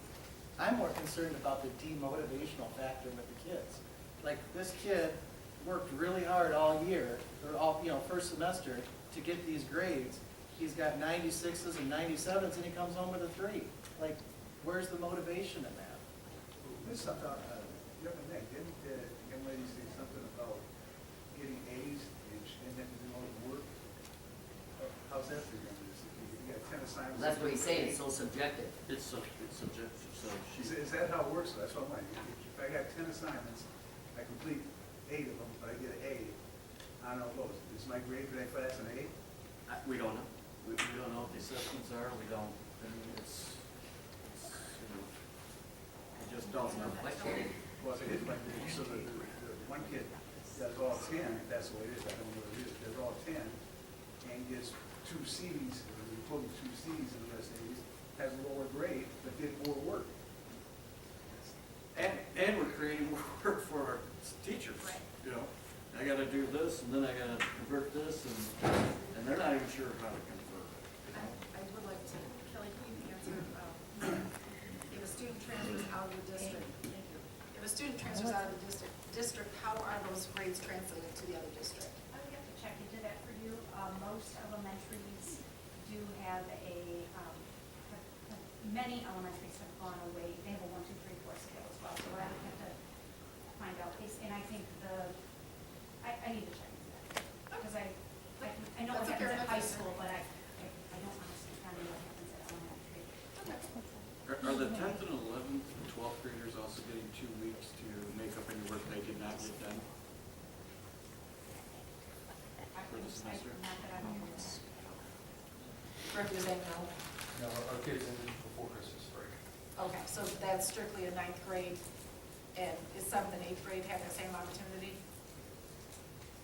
So the fifth grade, those are Oh, I'm sorry, what? Which one's the? You're right. those are the final competencies, absolute competencies. So they offer rubric attached to all those 1, 2, 3, 4s that assess a standard. Those are all standards for each of the subject areas. The high school credit classes transfer to a letter grade for their transcript purposes.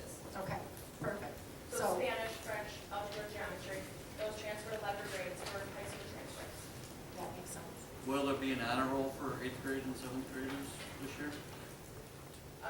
We acknowledge achievement through our Roll Chart program. They earn their letters, ROLL. One of them is learning where they establish goals. We But look at will there be an honor roll We do for these? participate in the SEC top 10, where our kids are part of that. But will there be an honor roll? Well, we can check into it. As of right now. Last year we were told there was going to be an honor roll. Right now we don't know. I will check. Why would the two forms be different? I mean, why wouldn't it be consistent like our IT guy was saying? You know, that's another complaint I've heard from going from one grade to the next. It's like, it used to be, you know, this teacher likes this, you know, go online and see this stuff from this teacher, but then you go to another teacher, you gotta go to a different place online. I'm just wondering why everything wouldn't be consistent. At least, you know, split by elementary maybe, and then Sure. Consistency in the reporting. Correct. Yes. right, just, well, it's easier on parents and everybody moving from one grade to the next, if things kind of look like they did the year before. Unless there's a reason, This is much easier to read than this. I'll say, and this one's like twice as many And this is pages. the 8th grade one. I would expect it to be the opposite. Those are designed by the teachers and then the standards and what they are reporting. Right, again, But each individual, yeah, it needs to be the Right. same, so. The more standardization, there's that Ryan word. I think I have something to add to this that quite literally brings it down to a 3rd grade level. A 3rd grader is given a math test, your basic 20 questions multiplication. Gets everyone right, but only gets a 3 out of 4. To this day, I cannot fathom how they can be expected, unless they write more questions on the test on their own, how they can be expected to ever achieve a 4. There's no opportunity there, and I'm using this as a specific example, because I've experienced it over and over this year. 100% on the math test does not equal the highest achievement. It's not a 4. It comes back as a 3. There is no opportunity. There's a finite number of questions he's given. If he gets them right, that really shouldn't be a 3. That should be a 4. There's not a lot of subjectivity there. That's just, he's got 100%. How could he possibly score anything lower than the highest possible score? And I did have a question. Why are we extending the 9th grade? Were they all failing? I mean, what was the motivator for extending their semester to give them more time to fix the test or do better or turn in work? Were their grades horrific? Were they all B's and we wanted them at A's? I guess I am asking, what was the motivator to extend it to begin with? The basics behind it is the semester still ended with the rest of the high school, those type of things. So anytime you have assessments that end at the end, there's time to reflect from those assessments, those type of things. There's not necessarily time to learn from those mistakes. It's that hard deadline. So we had several freshman elective classes that went to 3 weeks because they're on a 6-week rotation. So to get the full 6 weeks in, they had to go that 3 weeks. So we're taking advantage of that 3 weeks to offer additional learning opportunities if they can prove if they learned the material or not from that.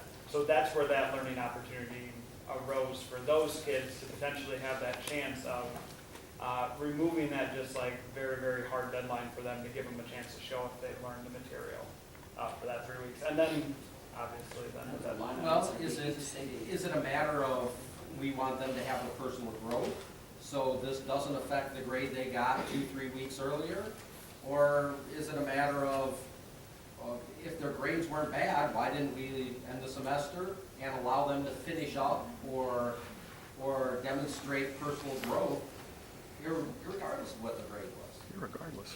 To me, it looks more like the kids didn't get it done, or their grades came up that bad, and we kind of bumped it, is really what it looks like. I mean, personal growth and demonstrating knowledge of course material is a lot different than grades. And the semesters can end, you can give them a grade, and they can demonstrate that in the next 2 weeks. You know, they can show their mettle, they can show where they've improved and their understanding of it. It just, seems a little strange to extend a marking period for one graduating class only in our entire school system. Do you have a, I really don't care student names, do you have any report that shows where their grades were, where the marking period would have ended before the decision was made to extend it? Yeah, the grades are updated on a continuous basis, like the remainder of the high school, so. So there really wasn't a report ran when the semester would have ended. Those grades have been in flux and changing ever since that date. There was a report ran on December 21st, the last day. And then that report, and you can, we call them IPRs, this is the intermittent progress reports, that you can look at their letter grades so you can see where they're at. And there was a report ran right on December 21st, that last day, to see where their progress was made on that day. And you can always go in between IPR dates too if you want to know, like, where were they, where did they go to after that. So that information is available to them. Who made the decision to do that, to extend that for 2 weeks? Because I'm sure a lot of the other grades would probably like to have a chance to. Yeah, up their grades too. Was that a decision between you and Kelly? I mean, it was a discussion between the administration and the teachers about what, because the ninth grade learning model is a different model of how we're looking at the learning process, it was an extension to continue that learning model throughout the year. So did this come from a teacher recommendation? The teachers talk about it. They want to be able to provide some of that more time to see where they are at. It's been a process we've been using all along. For every time there's a formative assessment or summative assessment, they have that opportunity to show knowledge beyond that. And at the semester hard deadline, we don't usually get that opportunity. So we know there has to be deadlines at some point. We just want to be able to give them the opportunity to show their learning. If it'd be possible, could you provide a copy of that report that was run on December 21st?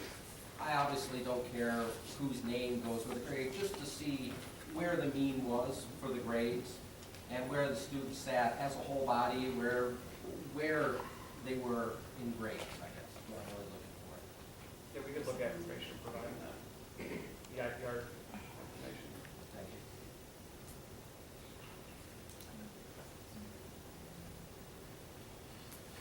Any other discussion?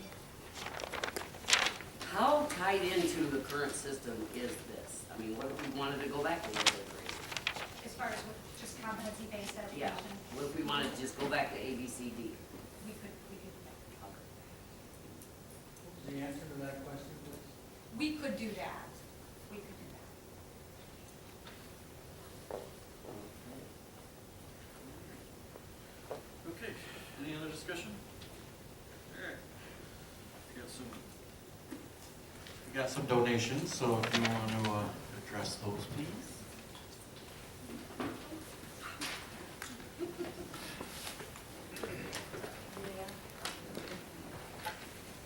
Okay, we would ask the board to consider acting and accepting the donations for the Robotics Club. We received $800 from the Kiwanis Club of Tecumseh, $250 from me and Donna Andre, and $25 from Edward Jones. And then for our art club, we received a donation of $100 from Ron Franzen. That's amazing.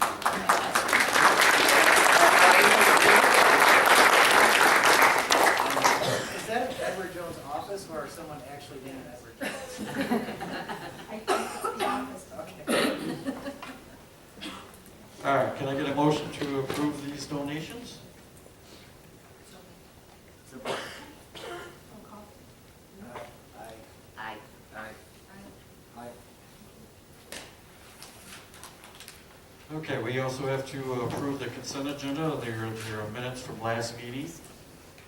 So hopefully you reviewed those, so I can get a motion to approve that. I move we approve the minutes for the last meeting. Support. Roll call. Aye. Aye. And time for the superintendent's report. For just a couple of things, our next professional development day will be on January 21st.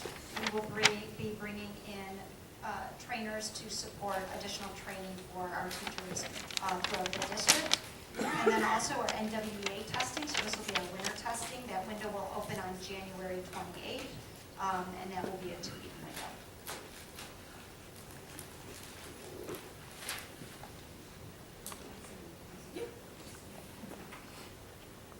One thing that I know we wanted to mention as part of the budget report is, I think many of you know that our Director of Communications accepted another position, so I just wanted the board to know that we will not be recommending to fill that position.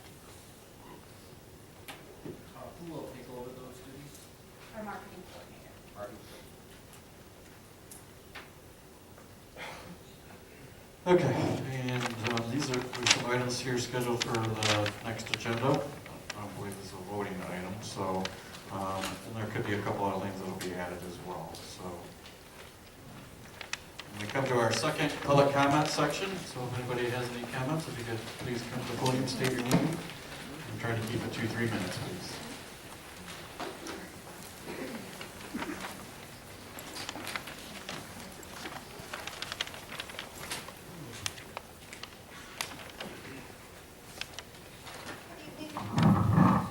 My name is Julie Cassie, and I'm an educator at Compass Learning Center. I just had a couple of points. I was at the meeting on the 7th and the meeting tonight, and so I just wanted some clarification.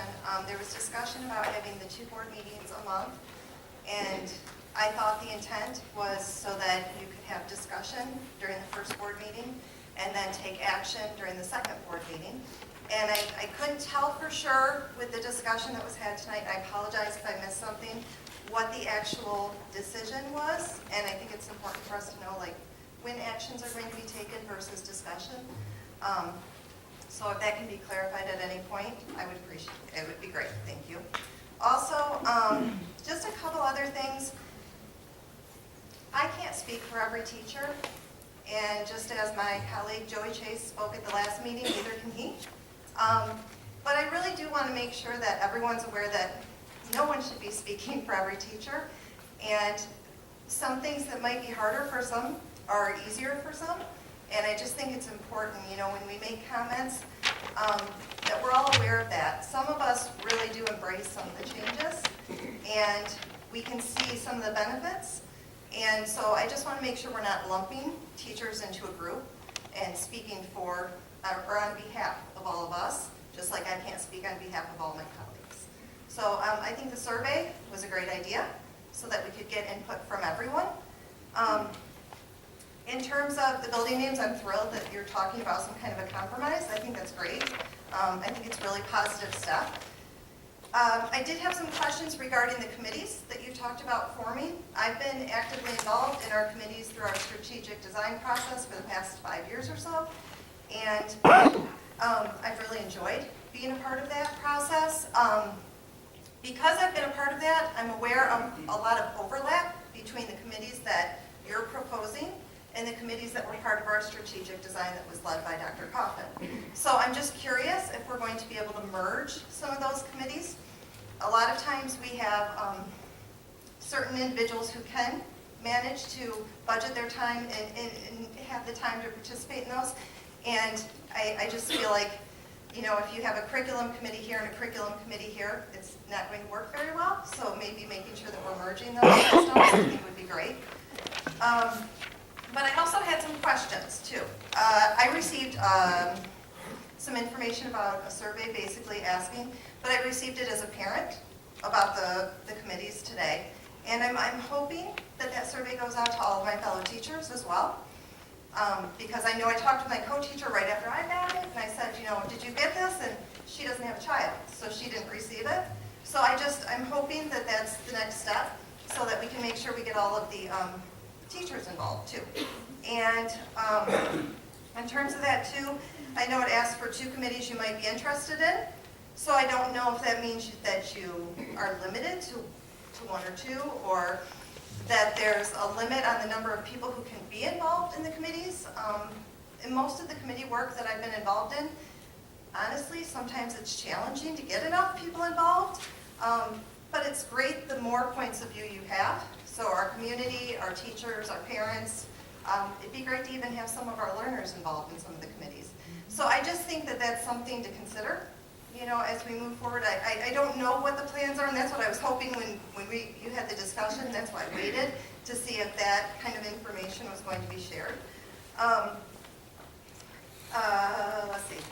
Oh, the other thing, one of the things I also was curious about is who would chair each committee. Will that be the board member, or will it be another volunteer, or how that's going to work? Typically, it's helpful if there's one person who can kind of, facilitate a little bit how the meetings run.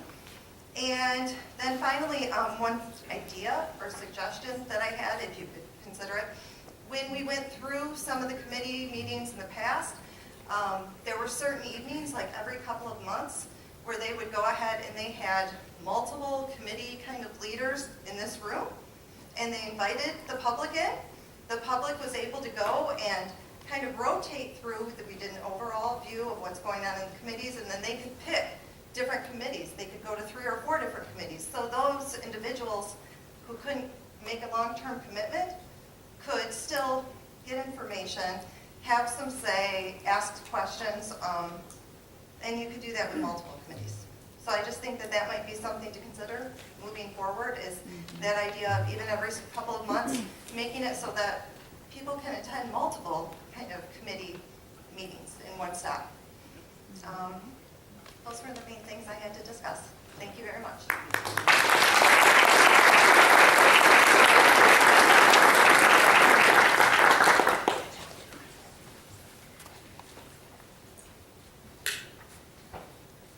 Hi, my name is Tracy Rhodes. I have 4 in the district. I wanted you to remember PTOs when you're considering name changes. I'm a co-president of the PTO at Compass, and it took us about 9 months to actually get our account up and running. I think it was October before we were able to actually open our checking account. So that is a pain. It's a legal thing too. We have to fill out a 501c3, and I just over Christmas break was able to register us for Amazon Smile. That took just over a year. So there are other things that the name affects as well.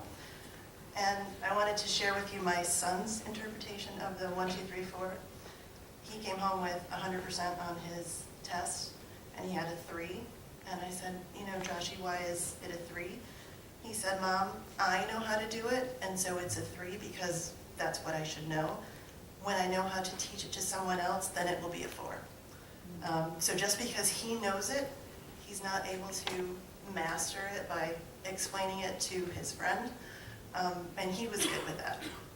But that was my 3rd grader's interpretation of the numbering.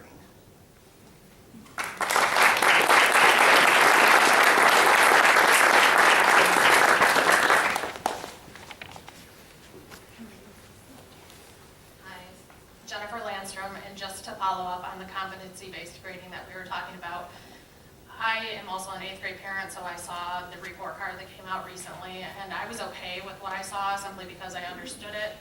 On our website is a handy-dandy conversion scale for everyone that clearly lays out what number equates to what grade. So a 3 is an A on the website. All of the 8th grade and 7th grade, yes, that one, it's on the website. All of the 8th and 7th grade parents received those when they went to the parent meetings, so that's been knowledge that most of us have had. Just wanted to make sure that anyone who didn't have a child at the STEAM Center was aware that that had been explained to us and explained to us well and many times. Thank you.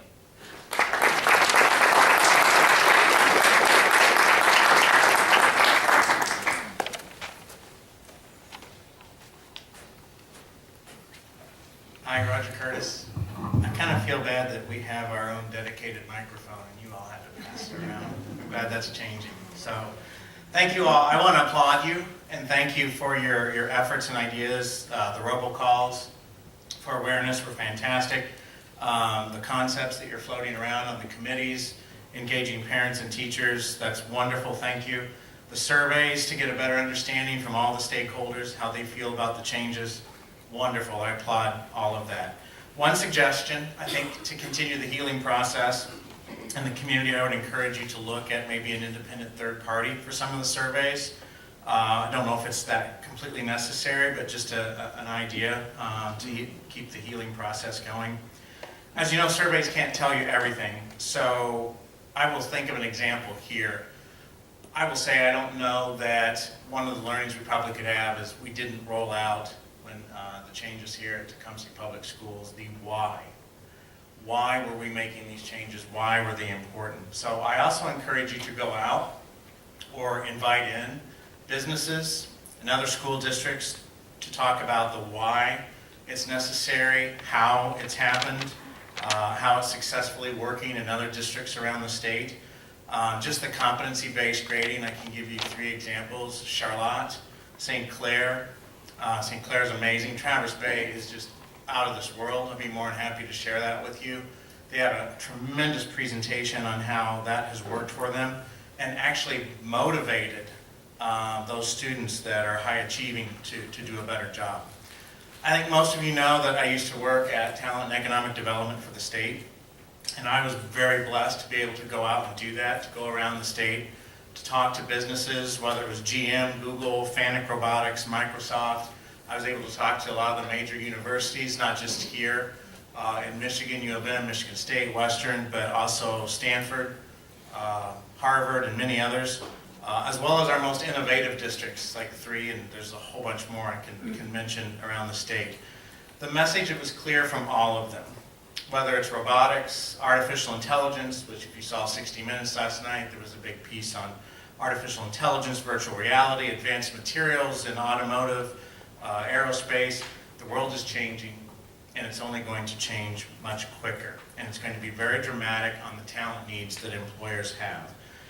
Everyone also agreed that using a 100-year-old school system, the traditional educational system designed to prepare students for industrial-age jobs, must dramatically change too.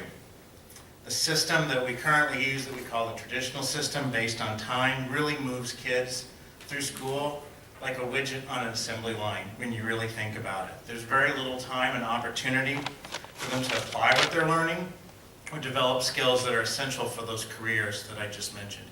In fact, Gallup recently conducted a study and found that over 66% of high school students are not engaged in learning as they should. This impacts a couple of different groups that might surprise you. If students grasp the material easily and they need to be challenged, they are forced to remain in the time-based traditional structure of the teacher lecturing to all students the same way the whole time. They become bored and disengaged. Other students who struggle and need more time or different ways of comprehending the material are forced through the system. So no matter where you're at in that level of comprehension and mastery, when the year ends, June, whatever the date is, these students are pushed to the next grade, where they're expected to grasp even harder material the next year. This occurs with each passing grade until the struggles cause many students to give up, disengaged, and most unfortunately, even drop out. That's why we need innovation in our schools, like the innovation that we've had in our workplaces. In studying and looking at the data from the other schools in Michigan and throughout the nation, I did come to believe that when done well, project-based learning and competency-based learning can do amazing things for all students. I met with kids who were failing geometry, algebra in the traditional classroom setting, suddenly blossom when taught the very same thing in advanced manufacturing or construction class.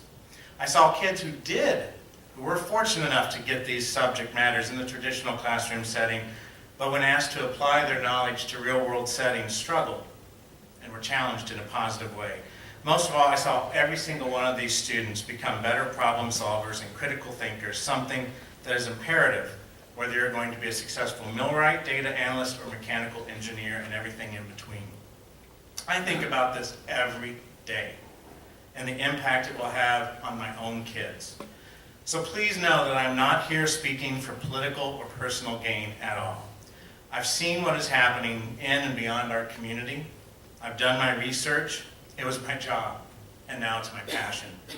I can assure you that what I share is a real, genuine, and sincere communication of what I know because I deeply care about all kids, not just my own. We must do something for our kids now to better prepare them for any post-secondary pathway that they have, whether it's 2-year college, 4-year university, trade schools, apprenticeships, or the military. Our traditional school system is not doing a good enough job. This will not be easy, mistakes will be made, but doing this is our greatest obligation to our kids and one that will require all of us to think differently. Thank you for letting me go over a little bit. As for the employers and educators, I know I'd be more than happy to get you names, to get you studies, get you examples, schedule presentations, whatever I can do to help you make educated decisions about what you would like to do. Again, I can bring handouts. I know you mentioned Maine, but there's also some great data from New Hampshire, North Dakota, South Carolina, Oregon, Iowa, Ohio, Vermont, Virginia, Minnesota, and a few other states that I can provide you. But I do appreciate the position that you're in. I sincerely do. Just as I am sincerely and genuinely saying, please think about what employers need, think about what our kids need, and how we can all be part of the solution. Thank you.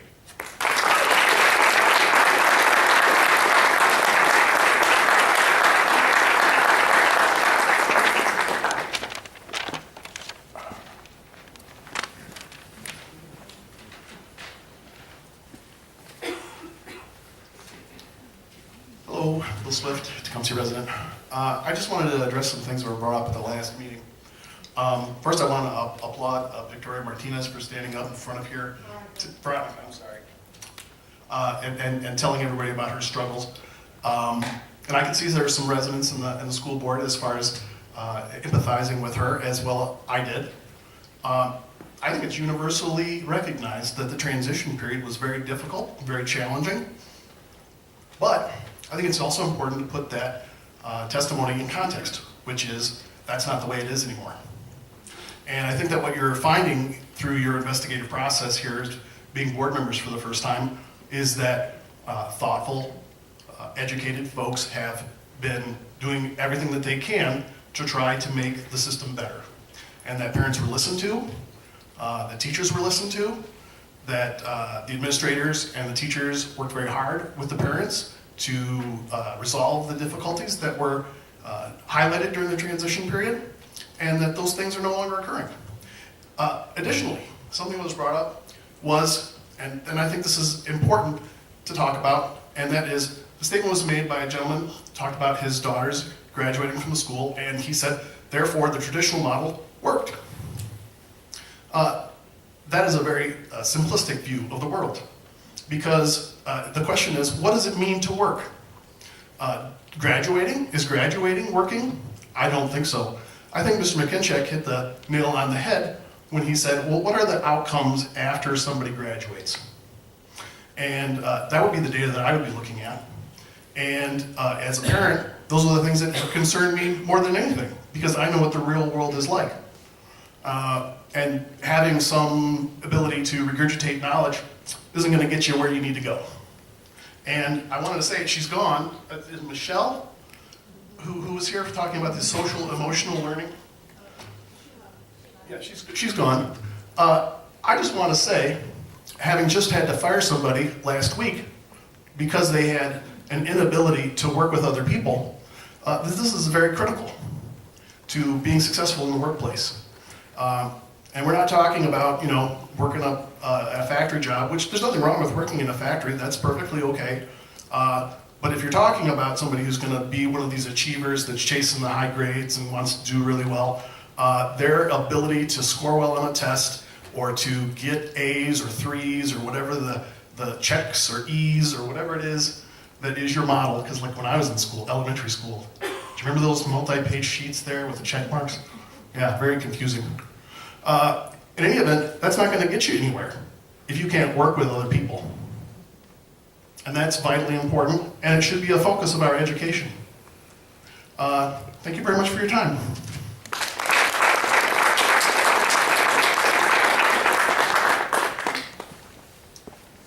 Jackie Craig, still. I'd like to put the competency-based grading into a real-world context. I work for the federal government in the civilian workforce. It's the largest employer in the United States, so this isn't trivial. The end of every fiscal year, I go in for my performance evaluation. It is a 1, 2, 3, 4, 5. Now, you might think 3 is a C. No, a 3 is I went to work, and I did my job every day, and I got my paycheck. A 4 is I did a little bit more. And a 5 is I really went above and beyond. I did way more than I was required to do. At the beginning of the fiscal year, every single one of those steps is spelled out. I need to know, I know exactly what I need to do throughout that year to meet those requirements. There is no gray area. Now, I was working with my daughter this evening, right before this meeting, on her social studies project. I was looking over her rubric, 1, 2, 3, 4. It was spelled out exactly what she needed to do. If she wanted to get a 3, if her goal was a 3, she could stop at a 3. If she wanted a 4, she knew exactly what she needed to do to get to a 4. There is no gray area. The teachers know exactly what these kids are doing. They know if they're meeting where they need to be. They know if they're putting the effort in.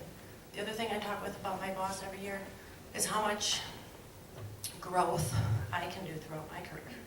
I don't just go in and say, I check these boxes. I don't get extra credit for doing more of the same work, which is basically the same as saying, I answered this question over and over again. Why didn't I get a better score? Because you know what you know. Now, if you had gone above and beyond, you would have gotten that 4. This is how the real world works. It's not that hard to understand. Thank you.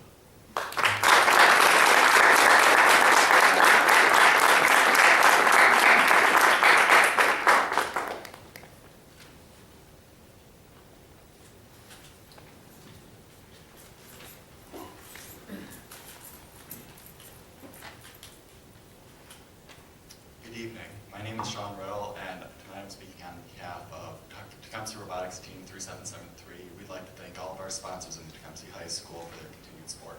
Thank you.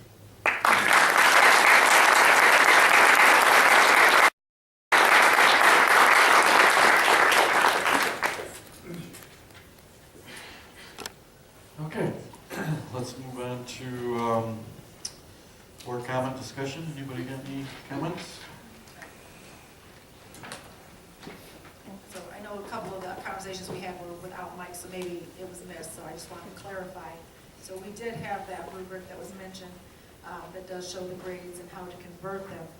The point that Tim had made was that the report card reflects a 96.32, which on this says it would be a 4, but the report card reflects 3s. So that was what that conversation was about, in case it was missed on the without the microphone.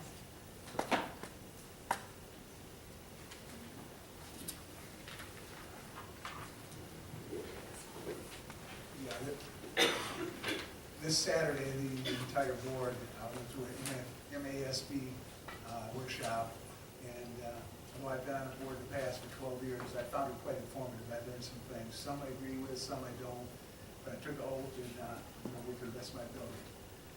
The other thing is this report on social emotional learning. When I was at Boysville, we were trained in those concepts for dealing with difficult students, and it really worked.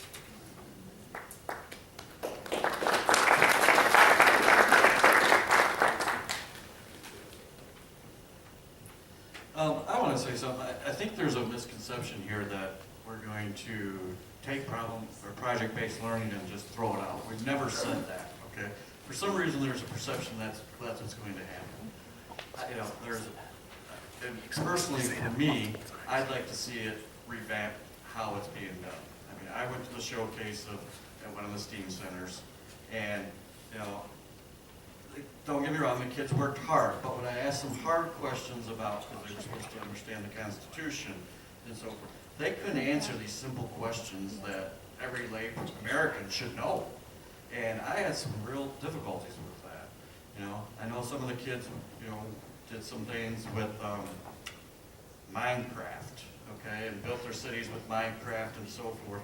And that was great, don't get me wrong, but when someone asked how long it took you, they said 2 weeks to, play Minecraft at school. Well, I have a little problem with that. What we could have really done is when we studied the Constitution, we could have studied it, learned it, and then done an exercise that elected a president, elected House representative, impeached the president. We could have done all of those things where that would have intertwined everything together. The problem I have is I believe, and I know we're missing a lot of content when it comes to this project-based learning.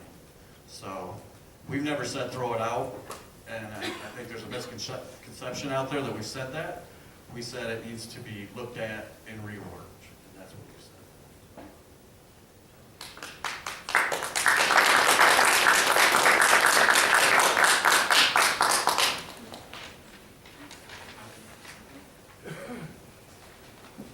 Judge summed it up.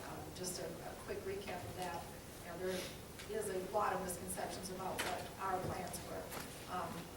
I have not had a conversation with most of you, and I'm going to have to guess that most of these people up here haven't. There's a lot of things that have been said that were misconstrued, things that were just flat out falsehoods. So please understand as we work through this process that no one is here trying to just throw everything out and start over. But we need to have it make sense for everybody. I have a freshman. We have been navigating this since day one, and we're going to continue to navigate it, but it needs to make sense for everyone. I changed my mind. I welcome anybody, particularly the gentleman over there, I forgot his name. I welcome any data you have that proves, because I have Googled this thing until I'm half dead. I can't find definitive, like I was talking about with Kelly, lined up fifth graders year after year. We implemented this new thing and look, the whole ship went up. All the boats rose because the tide went up. I just haven't seen that. And as far as saying the old system's completely broken, that's just baloney, because I went to college, I have a successful career. Einstein went through our, you know, to say that what we're doing is totally useless is just not anywhere near correct. And I'd also like to say that 3 of us have been on the board. I was on the board for 8 years. Mike's been on 12. So there's a lot of knowledge here. And I don't think we'd be here if there wasn't a problem. So that's all I have to say.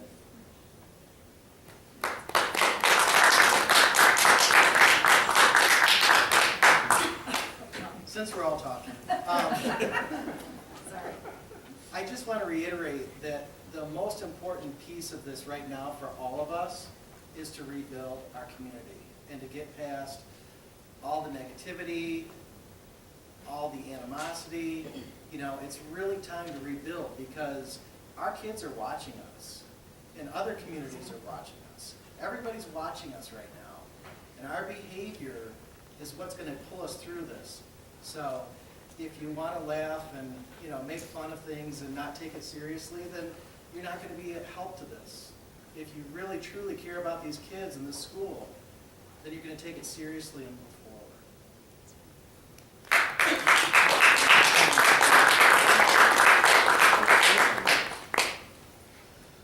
forward. Okay, I move to adjourn this meeting.